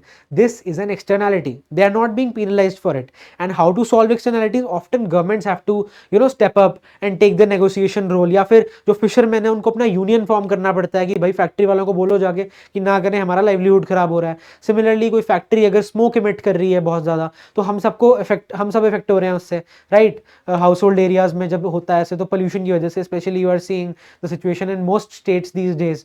अगर आप पंजाब लगाओ, दिल्ली लगाओ, स्मोक की वजह से एंड जो पोल्यूशन है in the air, right. So these are all parts of externalities. वो कुछ इसके एग्जाम्पल्स भी आपको देने पड़ेंगे। In the production process of firm could be polluting the environment to an extent such that the other individuals who rely on the environment in talk for their livelihood could suffer। अगर आपको livelihood अपना draw करो environment से, and frankly सब लोग अपना livelihood कहीं ना कहीं इन्वायरमेंट से ड्रॉ करते हैं, अगर आपका इन्वायरमेंट नहीं अच्छा तो you can not do anything basically, right. So you are being affected. So ये एक्सटर्नैलिटीज अकाउंट फॉर कहीं भी नहीं होती जीडीपी में, ठीक है। GDP fails to reflect the social ills. Over estimation होती है इससे जीडीपी की। हमने एस्टिमेट तो इतनी कर ली, पर देश का हाल देख लो, ये है ना, right। So in this way GDP is not a very good measure of, I would say, growth and development both। I feel like growth is also very vaguely defined these days, right। Lastly इसमें आ जाता है compensation of GDP। And guys ये जो पूरा answer है ना, आपको as it is 4 points लिखो, 3 मार्क का है, 5 मार्क का है, 2 मार्क का, 4 पॉइंट्स लिखो, चाहे वो पॉइंट्स छोटे कर दो, पर 4 पॉइंट्स पक्का लिख के आओ। इजी पॉइंट्स हैं, as it is you can learn them, and इसमें ज़्यादा दिमाग लगाने वाली चीज़ नहीं है, ठीक है। You have to conceptually understand कि यार जीडीपी हमने इतना इतना हमने we created first about it, पूरा चैप्टर बना दिया, but GDP is not as good as we think of it is. There are many other indicators you can study about this. HDI है, world happiness index, there are many indicators. आप अगर इन सबको study करके अपने answer में डालोगे ना, तो आपका आंसर एकदम नेक्स्ट लेवल हो जाएगा, और आपको करना चाहिए, है ना। Those of you who want to do BCom, BA, कोई भी डिग्री आप करना चाहते हो, ये जो चीज़ें हैं, human development index, happiness quotient, ठीक है, इमोशनल क्वेश्चन, कहीं ना कहीं आपकी डिग्री में they will find a way into your degree. So it is good if you are already aware about these things and you study, you are updated about these things with you, ताकि आप answers में उनको incorporate कर पाओ और better बना पाओ अपने आंसर्स को। क्योंकि बोर्ड्स में नॉर्मल आंसर्स तो हर कोई लिखेगा। If you want notch up from everyone, so you need to incorporate these elements into your answers। this is what I did, है ना। एंड मेरे 100 on 100 आए थे, and I kept myself very updated, and मैंने answers ना बिल्कुल NCERT के according लिखे थे, और मैंने आंसर्स एकदम ऐसे लिखे थे कि I made sure to mention some point of current affair, या फिर कुछ जो चीज़ मैंने अभी रिसेंटली पढ़ी हो, है ना, या फिर जो जनरल लॉजिक सेंस वाली चीज़ होती है, I made sure to mention that. तभी एक एग्जामिनर के माइंड में डाउट खत्म हो जाता है कि या you have complete conceptual clarity. Because trust me, economics is not a subject जिसमें आप लिखते जाओगे और आपको नंबर मिल जाएंगे, ऐसा नहीं है। 2 मार्क का क्वेश्चन है तो उतना ही लिखना है, उतना ही लिखना है, फिर सही लिखना है, फ्रेम करके लिखना है, पहले माइंड में आंसर सोचना है फिर लिखना है, ठीक है। तो composition of GDP, the type of goods and services that contribute to the growth in GDP are not accounted for. Goods produced could or could not be welfare oriented. अगर goods welfare oriented नहीं है, जैसे कि guns produce हो रही हैं या फिर कोई ऐसी चीज which is harming the society in other ways which are not being accounted for. Smoking है, सिगरेट्स हैं, प्रोड्यूस हो रही हैं, जीडीपी में एंटर हो रही हैं, government is also earning a good chunk of the revenue for it, but who is accounting for the ills of it? क्या जीडीपी में हम कुछ माइनस कर रहे हैं कि नहीं यार इतनी 100 करोड़ की सिगरेट प्रोड्यूस हुई पर उससे सपोज 70 करोड़ का नुकसान हुआ इनडायरेक्टली, ठीक है, बहुत प्रॉब्लम्स हैं इसमें, नुकसान मेजर नहीं हो सकता exactly 70 crore, it was just an example, but हम ट्राई भी तो नहीं कर रहे हैं ना। तो सिमिलरली कॉम्पोजिशन ऑफ जीडीपी की प्रॉब्लम आती है इसमें, सो it is not an accurate measure of whether the goods produced help in social welfare. तो ये पॉइंट है, अगेन एग्जाम्पल जरूर देना, जैसे मैंने सिगरेट्स का दिया था, you can give any example. Now we come to one of the major topics which you all have been waiting for, methods of calculating national income।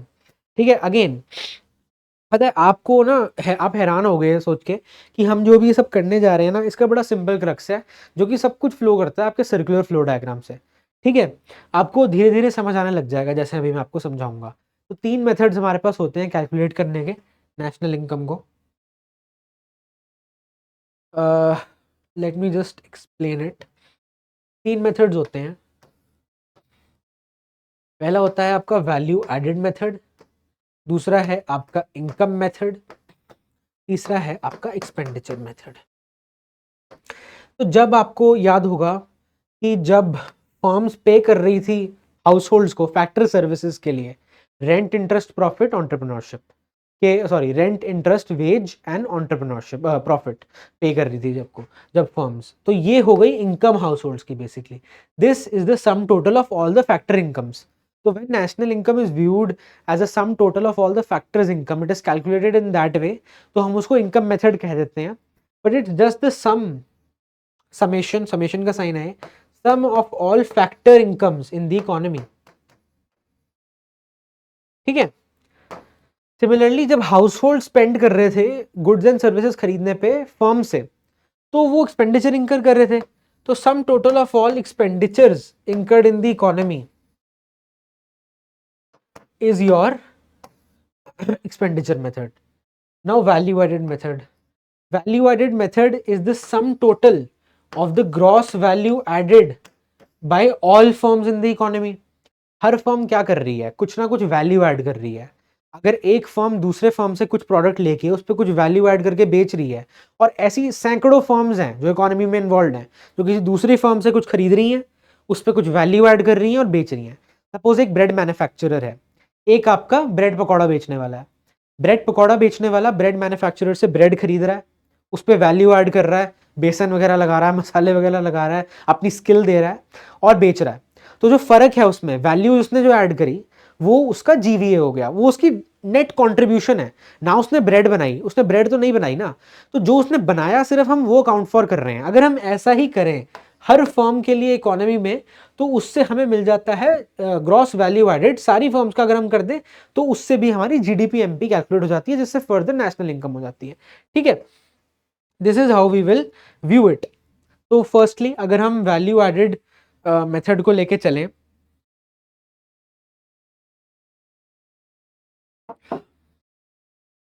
इसमें I think I will firstly tell you all, I will firstly explain you this and फिर हम ऊपर वाले part पे आएंगे। तो ये steps में डिवाइडेड है, देखो सिंपल है, इसको बिल्कुल एज इट इज लेना, ठीक है। स्टेप 1, 2 स्टेप्स ही हैं। स्टेप 1 हमें देखना है कि जो जीडीपी एमपी है, GDP MP is equal to value of output minus intermediate consumption. Simple, ठीक है, value of output minus intermediate consumption. Value of output हो गया जो फर्म ने टोटल सामान बेचा, इंटरमीडिएट कंजम्पशन जो उसने यूज करा वो बेचने में, सिंपल, ठीक है। Value of output further divided होता है सेल्स में प्लस चेंज इन स्टॉक, ये 2 चीजों में डिवाइडेड होता है, ठीक है। Now sales can be further divided into domestic sales and exports, but ध्यान रखना, अगर क्वेश्चन में सिर्फ सेल्स वर्ड दिया हुआ है ना और एक्सपोर्ट्स दिया हुआ है तो सेल्स प्लस एक्सपोर्ट्स मत करने लग जाना। डोमेस्टिक सेल्स दिया होगा, ऐसा कुछ लिखा होगा sales in for sales within India, sales outside, ऐसे होगा। तो अगर अगर टोटल सेल दी हुई है, अगर सिर्फ सेल लिखा हुआ है तो उसमें कुछ ऐड करने की जरूरत नहीं है। Just do sales plus change in stock and your we will get VO, value of output. उसमें से आप माइनस करते हो intermediate consumption, which can same similarly उसमें होता है domestic purchases plus imports of intermediate goods. ठीक है, ये भी आपने तभी करना है जब डोमेस्टिक परचेजेस दिए हुए हैं। अगर सिंपली क्वेश्चन में इंटरमीडिएट कंजम्पशन दिया हुआ है तो डोमेस्टिक और फॉरेन आपको कोई फर्क नहीं पड़ता उससे। ठीक है, बट अगर दो कंपोनेंट्स में दिया हुआ है तो आपको ऐड करना है अलग से उसे। ठीक है, ये बहुत सिंपल वे में दिया हुआ है। ये आपने कैलकुलेट जब आप करोगे तो आपको मिलेगा जीडीपी एमपी। ठीक है, क्यों जीडीपी एमपी मिला भाई, एफसी क्यों नहीं मिला, एनडीपी क्यों नहीं मिला? Because we are considering total value of output. And आपने नोटिस करो कहीं भी हम आपको डेप्रिसिएशन माइनस नहीं कर रहे हैं इस फॉर्मूला में, करेंगे आगे जब एनएनपीएफसी में कन्वर्ट करेंगे, बट यहां पे नहीं कर रहे हैं। और एमपी पे क्यों आया? क्योंकि हमने वैल्यू ऑफ आउटपुट ली, सेल्स ली फर्म की। सेल्स तो मार्केट प्राइस पे ही होती है ना भाई, प्रोडक्शन वैल्यू थोड़ी ली, सेल्स ली, रेवेन्यू लिया फर्म का। तो जो सेल्स हैं वो आपका प्राइस इनटू क्वांटिटी बेसिकली है ना। क्या पता आपको प्राइस इनटू क्वांटिटी भी दिया हो, इसमें मैंने बहुत बार देखा है प्राइस है और क्वांटिटी सोल्ड दिया हुआ है। अब सेल्स तो प्राइस इनटू क्वांटिटी ही हुई ना, तो ये बेवकूफी मत कराना कि वहां पे क्वांटिटी दे दी बस सीधा। प्राइस से वैल्यू लेनी है हमें उसकी चीज की, हमें क्वांटिटी से मतलब नहीं, वैल्यू ऑफ आउटपुट तभी। ठीक है, तो after this step what you will gate is GDP MP. ठीक है, जीडीपी एमपी मिलेगा। फिर आपको इजिली जो हमने अभी कवर करा है मेथड, उससे आपको कन्वर्ट करना है जीडीपी एमपी को एनएनपीएफसी में। क्या क्या माइनस करके? आपको नेट इनडायरेक्ट टैक्सेस माइनस करने हैं ताकि आपका आप डोमेस्टिक से चले जाओ नेशनल पे। ठीक है, और आपको एनएफआईए प्लस करना है ताकि आप चले जाओ, सॉरी, आपको एनआईटी माइनस करना है ताकि आप चले जाओ एमपी से एफसी पे। ठीक है, फ्रॉम एमपी टू एफसी। और आपको एनएफआईए प्लस करना है ताकि आप चले जाओ चले जाओ डोमेस्टिक से नेशनल पे। ठीक है, कंपोनेंट बाय कंपोनेंट चलो, हर एक कंपोनेंट देखो, सबसे पहले मैचिंग करो इन दोनों की। नेट है, ग्रॉस है, अब क्या करना पड़ेगा? डेप्रिसिएशन को माइनस। उसके बाद नेशनल है, डोमेस्टिक है, तो क्या करना पड़ेगा? एनएफआईए को ऐड। ठीक है, और उसके बाद फैक्टर कॉस्ट है, मार्केट प्राइस है, तो क्या करना पड़ेगा? ठीक, फैक्टर कॉस्ट है, मार्केट प्राइस है, एनआईटी को माइनस करना पड़ेगा। मार्केट पे जो चीज सोल्ड हुई है उसके अंदर टैक्सेस इंक्लूडेड है, टैक्सेस माइनस कर दिए तो फैक्टर पे आ गया, इनकम पे आ गया। ठीक है, दिस विल बी इट, ऐसे कैलकुलेट करना है। अब सबसे पहले let's get into some precautions, और ये सब चीजें ये भी आ जाती हैं। ठीक है, how it is calculated, it is the addition of the value added by all firms in the economy, sigma GVA I represents all the firms in the economy. ठीक है, इसमें इंक्लूडेड नहीं होता sale and purchase of second hand goods as they were added at the time of production, very simple. ठीक है, उसके बाद value of intermediate goods as their value is included in final goods. ठीक है, थोड़ा ऐसे कर देते हैं, फाइनल गुड्स में इंक्लूड होती है। Services for self consumption are not included as their value can not be easily calculated, but इसमें इंक्लूड होती है commission earned on sale, production for own needs. See, production for, मैंने question में देखा, in fact अभी हम क्वेश्चन करेंगे भी, उसमें प्रोडक्शन फॉर ओन नीड है, production for own need include होती है, सर्विसेज फॉर ओन नीड नहीं इंक्लूड होती। ठीक है, keep this thing very clear in your mind. कुछ चीजें हैं यार, दो तीन चीजें हैं हर मेथड में, वो आपने कर ली ना, बाकी तो देखो सिंपल फॉर्मूला एक्सप्लेन करना है, अप्लाई करना है, क्वेश्चन में हो जाएगा।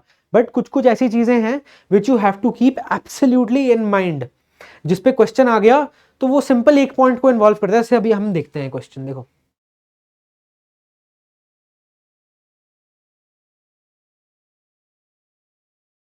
लेट्स सी, और तो डबल काउंटिंग है, है ना। चलो ये पहले डिस्कस कर लेते हैं। Double counting is counting when you count the value of the same good twice due to not drawing distinction between final and intermediate goods. अगर मैं वैल्यू ऑफ आउटपुट में इंटरमीडिएट गुड्स प्रोड्यूस्ड भी ले लूँ सारी फर्म्स के, तो again double counting होगी। इंटरमीडिएट की भी काउंट कर ली क्योंकि वो फाइनल में ऑलरेडी इंक्लूडेड थी, दोबारा काउंट कर ली, डबल काउंटिंग होगी। This can be avoided using value added method, simple सा, ठीक है। एंड और इनकम मेथड ऑल्सो कह देते हैं, ठीक है। Now this marks, this question, this was for 3 marks in your CBSE। अब देखो इसमें सिंपल सा है, आप ये क्वेश्चन देखोगे ना तो आपको सबसे पहले तो ये दिख ही जाएगा कि देखो भाई ये ऑपरेटिंग सरप्लस तो इसने बस कंफ्यूज करने के लिए यहाँ पे दिया हुआ है, इसका तो कोई यहाँ पे मीनिंग भी नहीं है। You have to calculated net value added at factor cost. तो सबसे पहले हमें पता है कि आपका इसमें लगेगा value added method.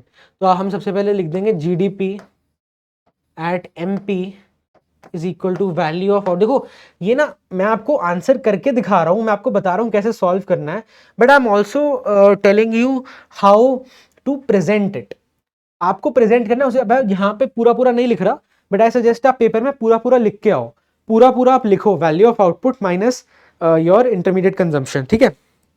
PO minus IC, value of output is your sales plus change in stock minus IC। मैं यहाँ पे ना शॉर्ट में लिख रहा हूँ, but make sure to write in full form, ठीक है। अब सेल्स कितनी है आपकी फॉर द ईयर, सेल्स है देखो। अब यहीं पे और कंफ्यूज करने के लिए अगर मैं डोमेस्टिक सेल्स अलग से दे देता तो ये नहीं करने लग जाना सेल्स प्लस डोमेस्टिक सेल्स, या मैं फॉरेन सेल दे देता, अगर मैं एक्सपोर्ट दे देता यहाँ पे तो सेल्स प्लस एक्सपोर्ट्स नहीं करना, सेल्स में इंक्लूडेड है वो, ठीक है। वो कंफ्यूज करने के लिए, जैसे यहाँ पे ऑपरेटिंग सरप्लस कंफ्यूज करने के लिए दिया हुआ है, ठीक है।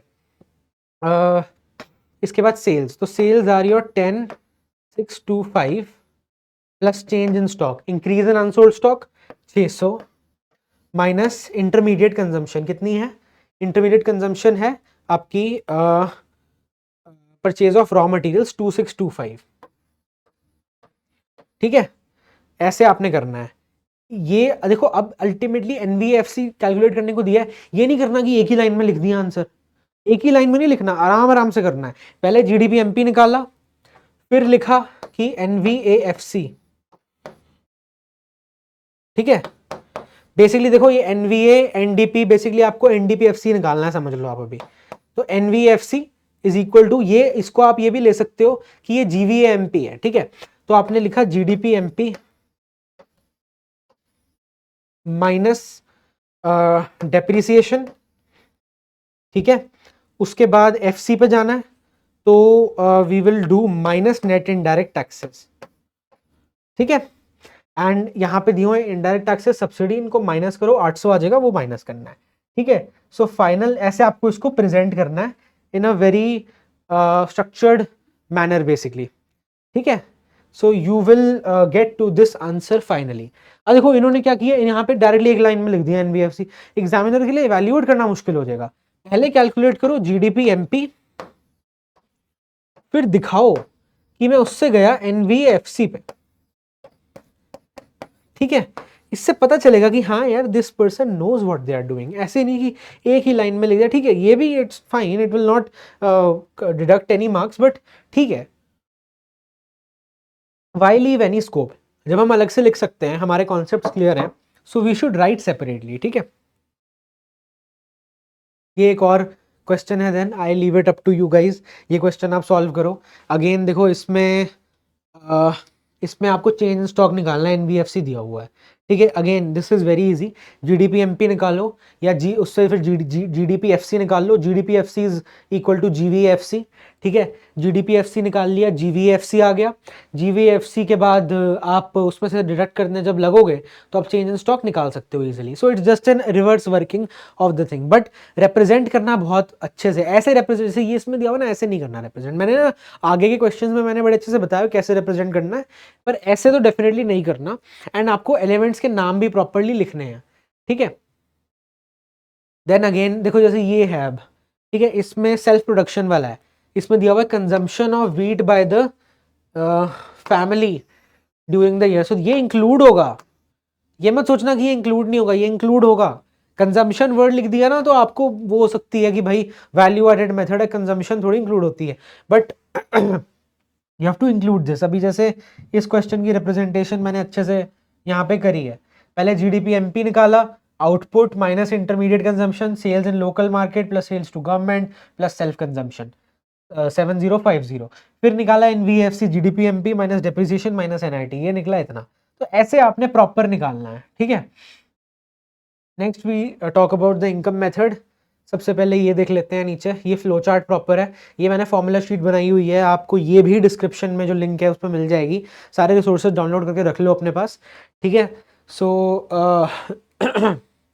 सबसे पहला स्टेप, इनकम मेथड जो आंसर देता है वो देता है एनडीपीएफसी में, हमने जो पहले किया था डोमेस्टिक इनकम में,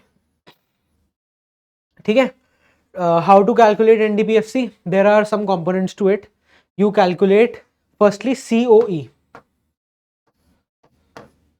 कॉम्पनसेशन ऑफ एम्प्लॉइज। इसमें आ जाते हैं बेसिकली ये वेजेस ही हैं जो हम कैलकुलेट करते हैं कि जब हाउस होल्ड लेबर प्रोवाइड करते हैं फर्म को तो दे गेट वेजेस, तो दीज आर वेजेस ओनली। तो इसके अंदर बहुत सारे सब पार्ट्स इंक्लूड होते हैं, wages and salaries, payments in kind, employers contribution to social security, ये बहुत इंपॉर्टेंट है। एम्प्लॉयर्स कंट्रीब्यूशन, एम्प्लॉय की कंट्रीब्यूशन नहीं इंक्लूड होती है इसमें, ठीक है। Retirement pension, old age pension नहीं इंक्लूड होती, रिटायरमेंट पेंशन इंक्लूड होती हैं, स्कॉलरशिप नहीं इंक्लूड होती, ओल्ड एज पेंशन नहीं इंक्लूड होती, ये हम सब प्रिकॉशंस में भी करेंगे, बट यहाँ पे मैं दे रहा हूँ इसको कि रिटायरमेंट पेंशन इंक्लूड होती हैं, because for retirement pension you get retirement pension because you work at some time, उसी के जो आपने वो सर्विसेज दी उसके ओइंग में ही आपको मिलती है, ठीक है। उसके बाद rent and royalty, rent is included, actual and imputed दोनों, इम्प्यूटेड रेंट दिया हुआ है तो वो भी इंक्लूड करना है इसमें, ठीक है। अगर सपोज आपको एक्चुअल रेंट दे दिया, इम्प्यूटेड रेंट, तो दोनों इंक्लूड करने हैं, ठीक है। इसी चीजों इन्हीं 2-3 पॉइंट्स हैं जो जिस पे आपको एग्जामिनर थोड़ा ट्विस्ट कर सकता है क्वेश्चन को, otherwise it is pretty straight forward, आप बस कंपोनेंट बाय कंपोनेंट रिकॉर्ड करते हो। तो रेंट आ गया, ठीक है, रेंट। उसके बाद इंटरेस्ट है, it is not included if it is made for any unproductive purposes, unproductive purposes के लिए होता है तो नहीं इंक्लूड होता। Then there are profits, profits के अलग अलग पार्ट्स होते हैं। फर्स्ट देयर आर डिविडेंड्स और डिस्ट्रीब्यूटेड प्रॉफिट्स। डिविडेंड्स होते हैं कि जब आप किसी कंपनी में शेयर ओन करते हो, ठीक है, प्रेफर्ड स्टॉक या शेयर आप इंक्लूड ओन करते हो किसी कंपनी में, तो आपको उसके डिविडेंड्स मिलते हैं, you get some amount yearly, या फिर जब भी कंपनी इशू करना चाहती है क्योंकि आप उस फर्म में एक शेयर होल्डर हो, तो डिविडेंड्स मिलते हैं, डिस्ट्रीब्यूटेड प्रॉफिट भी कह सकते हैं जिनको। Then there are undistributed profit जो कंपनी अपने पास रख लेती है। Then there is corporate profit tax, ये भी इंक्लूड होता है इसमें। कॉर्पोरेट प्रॉफिट टैक्स इसलिए इंक्लूड होता है because it is not the income of any, अगर हम उसको माइनस कर देंगे तो वो गलत होगा, because it is the income, it is the factor income which goes to the firm itself, firm उसको आगे गवर्नमेंट को दे रही है, ठीक है, in form of taxes, but it is still included, it is there in the economy, तो हम इसको इंक्लूड करते हैं इसमें। तो 3 पार्ट्स होते हैं, dividend, undistributed profit, corporate tax, ठीक है। अगर प्रॉफिट दिया है तो तीनों को अलग से नहीं देखना है, प्रॉफिट को कर लेना है। Then there are mixed income, ठीक है, rent, profit, interest, and then there is mixed income of self employed people, ठीक है। अब ये 3 कंपोनेंट जो होते हैं, रेंट, इंटरेस्ट, प्रॉफिट, इनको हम कह देते हैं ऑपरेटिंग सरप्लस, ठीक है। This is your operating income, operating surplus मान लेते हैं इसको हम, ठीक है। So these 3 components make up the whole of NDPFC. अगर एनडीपीएफसी में ऐसे लिखना चाहूं तो it is COE plus your OS plus MI, OS के फर्दर पार्ट हैं, प्रॉफिट के फर्दर पार्ट हैं, ठीक है। After that you get, obviously you get NDPFC. उसके बाद एनडीपीएफसी को कन्वर्ट करना है एनपीएफसी में, तो ऐसे कंपोनेंट बाय कंपोनेंट लेके जाओ। एन है तो एन ही है, फिर एन है पर यहाँ डी है तो मैं एनएफआई को ऐड करूंगा। Then there is FC, there is FC, तो बस एनएफआई को ऐड करना है, ठीक है। Now we have a question on this, so let's do it quickly. Domestic income निकालनी है तो एनडीपीएफसी निकालना है, ठीक है। NDPFC is equal to COE plus OS plus MI, ठीक है।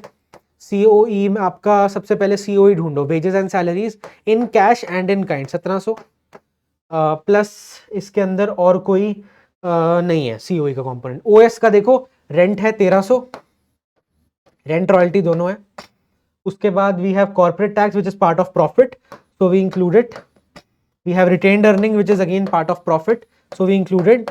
We have dividends, which is again part of profit, so we include it 400. ठीक है, देन इसमें मिक्स्ड इनकम ढूंढो. मिक्स्ड इनकम ये रहा 1400 मिक्स्ड इनकम. तो ये कैलकुलेट करके आपका आ गया टोटल में, इसको टोटल कर लो, then you will get it. So it is basically okay, it is 3000, 3400, 3700, 4100, 4100 के बाद it is 5600. So let's see what the answer is. Answer या इट इज 5500. सो 100 का मेरे से एरर हो गया, इट इज 5500. तो आपको ये कैलकुलेट करके मिल जाएगा. ठीक है, अगेन ये ऐसे कैलकुलेट किया हुआ है, चाहे आप पहले ऑपरेटिंग कर लो चाहे बाद में ऑपरेटिंग कर लो, तो it is one and the same thing. Now we have the expenditure method. Again let's cover, okay let's cover आपके इनकम मेथड का प्रिकॉशंस फर्स्ट, है ना, वो रह गई थी. Now we have your income method की precautions. So income method calculates the sum total of factor incomes earned in the economy. Domestic है क्योंकि NDP का FC पे आता है.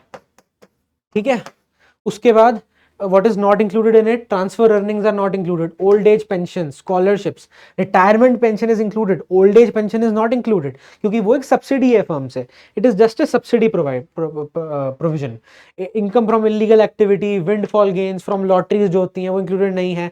Income tax included नहीं है since it is paid out of wages only. जो आपका wages आपको मिलती हैं आप उसी में से टैक्स देते हो, तो हम अलग से इनकम टैक्स को नहीं इंक्लूड करते. गवर्नमेंट के रेवेन्यू को, गवर्नमेंट की इनकम को नहीं देखेंगे. It is only the sum total of factor incomes. और मैंने लेक्चर के शुरू में again see how the things are connecting now. Factor income क्या होती है? Simple wage, interest, rent, profit, इसी की नेचर वाली चीजों को हम इंक्लूड करेंगे. Government is not an agent in the factor provision. Government का रोल कंप्लीटली डिफरेंट है in the economy, right. So now what is included? Commissions on sale और परचेजेस इंक्लूड होती है. ब्रोकरेज इंक्लूडेड है because it is a factor provision. Factor service है, अपनी job दे रहे हो किसी और को, ब्रोकरेज. इंप्यूटेड रेंट इंक्लूड होता है. Income from production for self consumption include होती है. ठीक है, ये सबका आप याद कर लो. अगर आपको आ जाए what are the precautions while calculating income using while calculating GDP using national using income method, तो ये सब चीजें लिखनी है. ठीक है, पहले एक्सप्लेन करो. पहले मैं एक्सप्लेन करूंगा कि भाई द इनकम मेथड क्या होता है, इनकम मेथड से कैसे करते हैं थोड़ा बहुत, फिर मैं उसकी वो दूंगा डिपेंडिंग ऑन कितने मार्क्स का क्वेश्चन है. ठीक है, now let's move to your expenditure method. ठीक है, सो एक्सपेंडिचर मेथड में again let's come to the formulas first. ठीक है, तो ये ऐसे फ्लो चार्ट के टर्म में मैंने बड़ी इजीली करा है इसको explain. So if you talk about the expenditure method, it gives the answer in GDP MP, gross domestic product eight market price. ठीक है, तो it is the expenditure. Again market price पे तो इनकम तो हो नहीं सकता, इट इज द एक्सपेंडिचर. तो there are 4 parts of it broadly. We have private final consumption expenditure. Private है, कंज्यूमर्स करते हैं. फाइनल है because final goods and services पे होता है.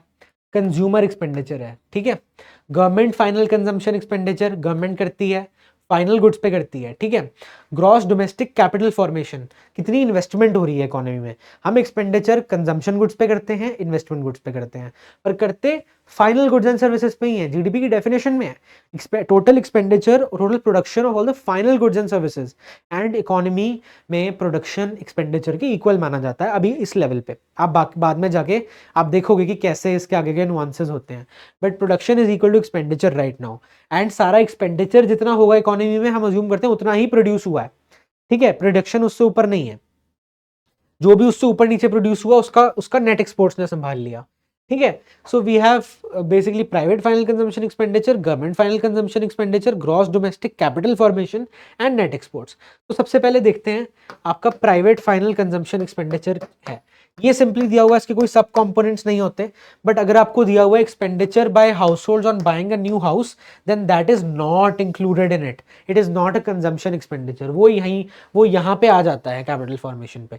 New house, new is the keyword in it. अगर पुराना हाउस ले रहे हैं कोई, आपका ऑलरेडी जो एक बार जीडीपी में एंटर हो चुका है, जो कंस्ट्रक्शन हो चुकी है, वो इंक्लूडेड नहीं होता है इसमें, वो उसको हम नहीं करेंगे. बट अगर न्यू हाउस है तो it is not there in consumption expenditure, it will be there in gross domestic capital formation. ठीक है, ये इसमें एक ही पॉइंट था. Then we have government final consumption expenditure. Again this expenditure does not include transfer payments, ठीक है। Then we have gross domestic capital formation. जो ग्रॉस डोमेस्टिक कैपिटल फॉर्मेशन है इसमें दो पार्ट्स हैं, एक तो है gross domestic fixed capital formation, एक है change in stock. Now what is gross domestic fixed capital formation? It is the investment in fixed assets, जो आपकी मशीनरी है, कैमरा इक्विपमेंट, कोई भी ऐसा इक्विपमेंट हो गया जो आपका फिक्स्ड रहने वाला है, एक उसमें इन्वेस्टमेंट होती है, एक आपकी जो change in stock inventory investment होती है, ठीक है। तो ये दो पार्ट्स होते हैं आपके। अब देखो ये इसमें भी सेम लॉजिक अप्लाई होता है। अगर तो हमें सिर्फ ये दिया हुआ है तो इन दोनों की तरफ देखना भी नहीं है, ठीक है। अगर एक ये दिया हो एक ये दिया हो कंफ्यूज करने के लिए तो बड़ा वाला लेना है, हमेशा ग्रॉस डोमेस्टिक कैपिटल फॉर्मेशन लेना है। बट अगर ये दोनों दिए हुए हैं तो ऑब्वियसली हमें ऐड करना है, ठीक है। Now we come to net exports. Now what are net exports? Net export is the net amount of goods and services that an economy exports. Net exports are exports minus your imports, ठीक है। ये सारा domestic expenditure है, जितना भी हमने यहाँ पे लिया ये सारा domestically produce goods and services पे हुआ। यहाँ पे हम आ गए जो डोमेस्टिकली नहीं प्रोड्यूस होता, ठीक है। So this makes up the expenditure method and it is very it makes sense basically, है ना। तो आपको यहाँ पे GDP basically you get GDP MP here and आपको एनएनपीएफसी में कन्वर्ट करना है। तो अगेन डू द कंपैरिजन, एन है जी है तो माइनस कर देंगे डेप्रिसिएशन, यहाँ पे एन है यहाँ पे जी है तो आपको माइनस प्लस करना पड़ेगा एनएफआई, ठीक है। यहाँ पे एफसी है यहाँ पे एमपी है तो माइनस कर देंगे एनआईटी। तो ऐसे it will flow. Let's quickly see a PYQ, this was there in 2024 exam. तो यहाँ पे हमें मिलेगा जीडीपी एमपी, हमें कैलकुलेट करना है हमें कैलकुलेट करना है एनडीपीएफसी, ठीक है। हमें हमें यहाँ पे मिलेगा जीडीपी एमपी, बाद में हम इसको कन्वर्ट करेंगे। GDP MP is equal to PFCE, ठीक है, plus government final consumption expenditure plus gross domestic capital formation plus net exports, ठीक है। So you these things will be there and इसके अलग अलग कंपोनेंट्स होंगे। तो let's look for this is household final consumption expenditure, तो 470 आ गया इसमें, ठीक है। Then we have government final consumption expenditure 320 आ गया इसमें and then we have gross domestic capital formation, ठीक है। तो capital gross domestic capital formation में आपके पास आ जाएगा इन्वेंट्री इन्वेस्टमेंट जो नेट में हुई, चेंज इन स्टॉक है आपका, और after that you have gross domestic fixed capital formation. तो ये हो गया plus 200 gross domestic fixed plus inventory investment, और माइनस में है ये तो ये -40। ये टोटल में बनाता है ग्रॉस डोमेस्टिक कैपिटल फॉर्मेशन। आपको अगर आपको दिक्कत आ रही है समझने में, आप अलग से भी लिख सकते हो, पहले आप अलग अलग कंपोनेंट्स कैलकुलेट कर लो, उसके बाद सबको टोटल कर दो, ठीक है। फिर आपका नेट एक्सपोर्ट्स आ गए। Net exports are there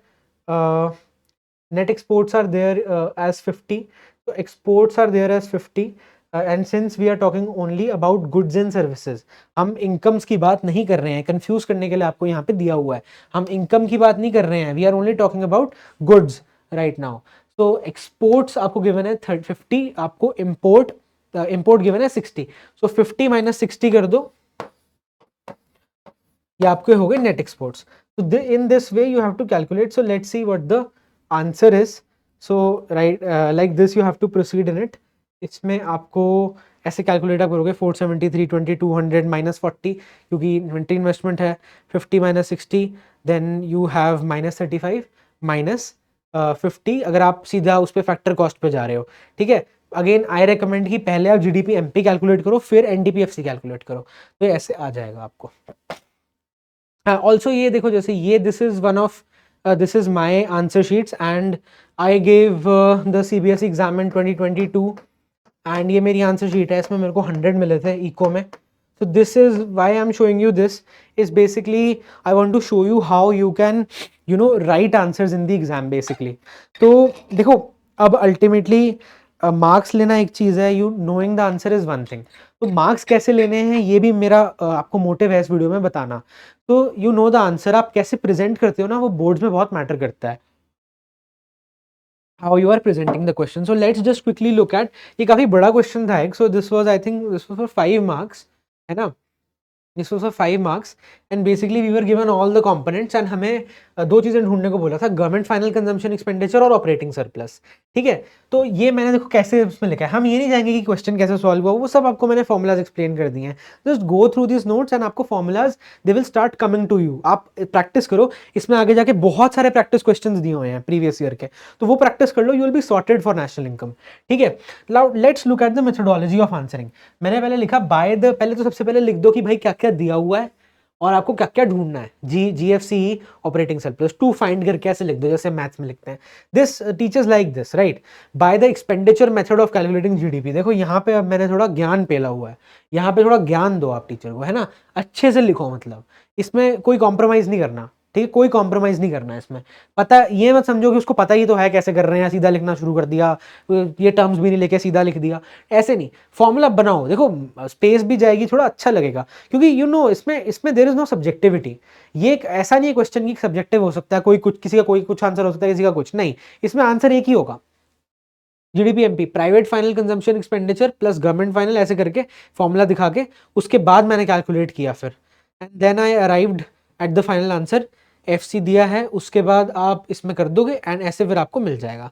similarly अगले पार्ट पे फिर जब मैं गया, फिर मैंने अगेन लिखा by the income method this NDPFC is equal to COE plus OS plus MI and then I calculated it, उसके बाद ओएस आ गया। तो ये ऐसे है। अगर आपको पूरी आंसर शीट चाहिए so let me know, I have the full answer sheet, है ना, so I will send it to you. This was my boards answer sheet for term 2, हमारे टाइम पे टर्म 1 टर्म 2 में हुआ था। तो I took this answer from here because I wanted to show you कि मैंने कैसे लिखा था, राइट।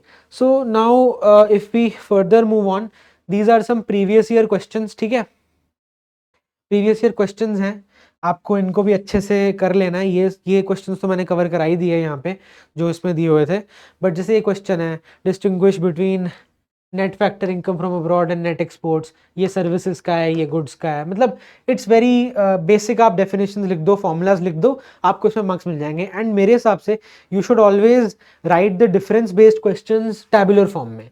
टैबुलर फॉर्म में लिखते हैं ना तो उससे क्लैरिटी बड़ी अच्छी आती है। You have to write it in tabular form. Tabular form में ऐसे करके प्रॉपर लिखो एंड फीचर भी बताओ उसमें कि आप क्या कंपेयर कर रहे हो, formula, then you have definition, ठीक है, देन एग्जाम्पल, ऐसे करके बताओ। कहीं नहीं गए आपके 3 marks, you will definitely get them if you explain it like this. ठीक है, चाहे उसके अंदर लिखो थोड़ा थोड़ा, जब अच्छे से ऑर्गेनाइज होता है ना यार तो फर्क पड़ता है फिर उसका। I have observed this in many cases. ठीक है, मैं लाइक 2022 से I have been mentoring students on this and pattern बहुत चेंज हुआ उसके बाद एंड वापस सेम पैटर्न पे आ गए इवेंचुअली हम। तो आई ऑब्जर्व कि भाई you have to, there is a certain way of writing answers with CBSE likes. हर बोर्ड का अपना एक तरीका होता है, this is the way which you have to go for CBSE. Again, explanatory 2 precautions to be adopted while estimating national income by expenditure, we have discussed it. Higher GDP always means higher per capita availability, no it is not true, है ना। So it doesn't always mean that real nominal का question है ये। ठीक है, as an index of welfare of that country, तो GDP growth can be localized within a few sectors or within a few people. You have to tell this in this question. ठीक है, again ऐसे questions आपको मिलेंगे। उसके बाद distinguish between stock and flow variables using suitable example. अब ये देखो, ये लिखा हो कि ना लिखा हो, हमें एग्जांपल्स देने ही देने हैं। Explain components of profit as per income method. Profit में 3 कंपोनेंट्स हमने डिस्कस करे, distributed profit, undistributed profit and your corporate tax. Explain कर दो क्या क्या होता है, कॉर्पोरेट टैक्स क्यों लेते हैं, अनडिस्ट्रीब्यूटेड क्या है, डिस्ट्रीब्यूटेड क्या है, रिटेन्ड अर्निंग्स होगी, अनडिस्ट्रीब्यूटेड प्रॉफिट उसका एक और वर्ड है, या फिर डिस्ट्रीब्यूटेड प्रॉफिट को हम डिविडेंड्स बोल देते हैं। तो ये सब है ना, दिस इज वेरी सिंपल। तो ये सारे आप एक बार क्वेश्चंस अपने तरीके से प्रैक्टिस करो and you can join our Telegram group. वहां पे I keep opening the group for discussion. Telegram पे हम डिस्कशन करते हैं, सीयूटी के अपडेट्स, बोर्ड्स के अपडेट्स, जो भी अपडेट्स हैं आपको वहां पे मिलेंगे सारे। ठीक है, and you can post your answers there to me, मैं ऑन माय नंबर देयर, है ना, जो मेरा एडमिन यूजर है वहाँ पे, and I can review your answers as well अगर आप पोस्ट करोगे। See, I never miss the academic queries from students, तो मैं हमेशा ये देखता हूँ जरूर कि आपने कैसे लिखे। तो अब आई इंकरेज यू कि आप इसको लिख के ना मेरे को दिखाओ कैसे प्रेजेंट कर रहे हो आप, then will be able to जज इट। ठीक है, उसके बाद यहाँ पे काफ़ी सारे there are questions in it, define operating surplus, circular flow of income in two sector, we have discussed everything in this video basically. देखो ये एग्जांपल है, जैसे real GDP is better indicator of economic growth as compare to national nominal GDP, ठीक है, do you agree with the statement, justify answer with a valid hypothetical numerical example. Simple है, you can explain this example, आप ले सकते हो, जो मैंने example दिया वो ले सकते हो, अगर आपको कंसेप्चुअली आता है तो एग्जाम्पल बना भी सकते हो आप ऑन द स्पॉट, ठीक है। Then there are many previous year questions here, तो I have included some of these questions in above as well, पर यहाँ पे आप सारे प्रैक्टिस करो। सारे क्वेश्चंस जो मैंने यहाँ आपको दिखा रहा हूँ प्रीवियस ईयर में हैं, ये सारे इस वीडियो से आंसर करे जा सकते हैं। So I have covered basically everything in national income, and अगली वीडियो हमारी होएगी मनी एंड बैंकिंग पे, जिसमें I will take the full one shot lecture of money and banking, ठीक है। So stay tuned on the channel, subscribe to the channel, press the bell icon to stay updated about the channel, है ना। And जो भी आपको request करनी है videos, और we have videos coming on all your other subjects as well, and we were the one of the few channels जिन्होंने पूरा क्रैश कोर्स CUET 2025 का फ्री में रन किया था ऑन यूट्यूब। तो सारी प्लेलिस्ट बनी हुई हैं, आपको बोर्ड्स के टॉपिक्स में कोई डाउट है, all the playlists are there, you can go and see them. Crash course form में, एक लिमिटेड फॉर्म में सारी चीजें अवेलेबल हैं। देखो वन शॉट में you can cover a revision, scope के पॉइंट ऑफ व्यू सब कवर कर सकते हो, बट अगर आपको कोई डाउट्स हैं, कोई डिटेल में आपको पता करना है, तो you can go check out those playlists as well, है ना। बाकी if you still have doubts in some of the questions, you can obviously you can always go to our website, ठीक है। we have our website जहाँ पे हमने सारे courses बना रखे हैं अलग अलग सब्जेक्ट्स के। अभी pdr.abhimanyu.com/CUET पे आपको जाना है, एंड यहाँ पे आप जाओगे, यहाँ पे आपको दिखेंगे माइक्रो कोर्सेज हैं। अब माइक्रो कोर्सेज पे हम जाते हैं, ये लिंक भी मैं डिस्क्रिप्शन में दे रहा हूँ। यहाँ पे आप अपना सब्जेक्ट सेलेक्ट करो, जैसे अभी हमने नेशनल इनकम करा, सपोज नहीं भाई मुझे समझ नहीं आया, मिलाप सर ने सही से नहीं समझाया, मेरे को पसंद नहीं आया मेरे को, है ना, ठीक है। So I am not saying I am आपको सब कुछ समझ आ गया होगा, बट डेफिनेटली, ठीक है, कोई डाउट्स रह जाते हैं माइंड में, and it is natural to have doubts also. अगर आपको लगता है ना कि आपको सब समझ आ गया है, तो आपको सब कुछ नहीं समझ आया है, that's for sure, because economics is a subject जहाँ के माइंड में बहुत डाउट्स आते हैं, एंड आने भी चाहिए, राइट। सो अगर आपको ऐसे कोई भी डाउट्स हैं, तो ये इसमें आपके सारे सब्जेक्ट्स कवर्ड हैं। सपोज आपने अभी नेशनल इनकम हमने करा, नहीं मुझे समझ नहीं आया, आपने माइक्रो कोर्स पे गए, यहाँ पे you can buy this micro course, you will get the lecture videos, 3 बहुत ही कंसाइज 1 आवर की लेक्चर वीडियोस में कवर हुआ है। यू हैव MCQ क्वेश्चंस, ठीक है, CUET के पॉइंट ऑफ व्यू से, एंड आपके MCQs तो आपके बोर्ड्स में भी आते हैं, है ना। You can buy this micro course only for 151, तो you can clear your topic wise, basically topic wise आप सिलेबस, चैप्टर वाइज आप सिलेबस कंप्लीट कर सकते हो on our platform, you don't need to buy the full course, ठीक है। Again I am just reminding you all to join our WhatsApp group if you have any WhatsApp group community and Telegram group if you have any query, if you want to engage in discussion. We have 800 plus members जो हमारे साथ जुड़े हुए हैं उन groups पे, जो हमारे साथ डेली बेसिस पे इंट्रैक्शन करते हैं, है ना। Lots of seniors as well from colleges like Hansraj से तो मैं ही हूँ, SRCC से, रामजस से, स्टीफन से, we have many mentors there who can guide you all, ठीक है guys. So best of luck for your boards. अगर आपको कोई भी डाउट था इस लेक्चर में, do let me know in the description, I covered it in as comprehensively and concisely as I could. कोई भी डाउट आपको है, कोई रिसोर्स में डाउट है, कोई लिंक चाहिए, so do let me know, I will clear it in the comment section, and all the contact details and links are in the description. Go do check it out ताकि आप properly तैयारी कर पाओ, and ये answers मुझे जरूर आप लिख के दिखाओगे, टेलीग्राम ग्रुप ज्वाइन कर लेना। Okay, thank you guys, best of luck.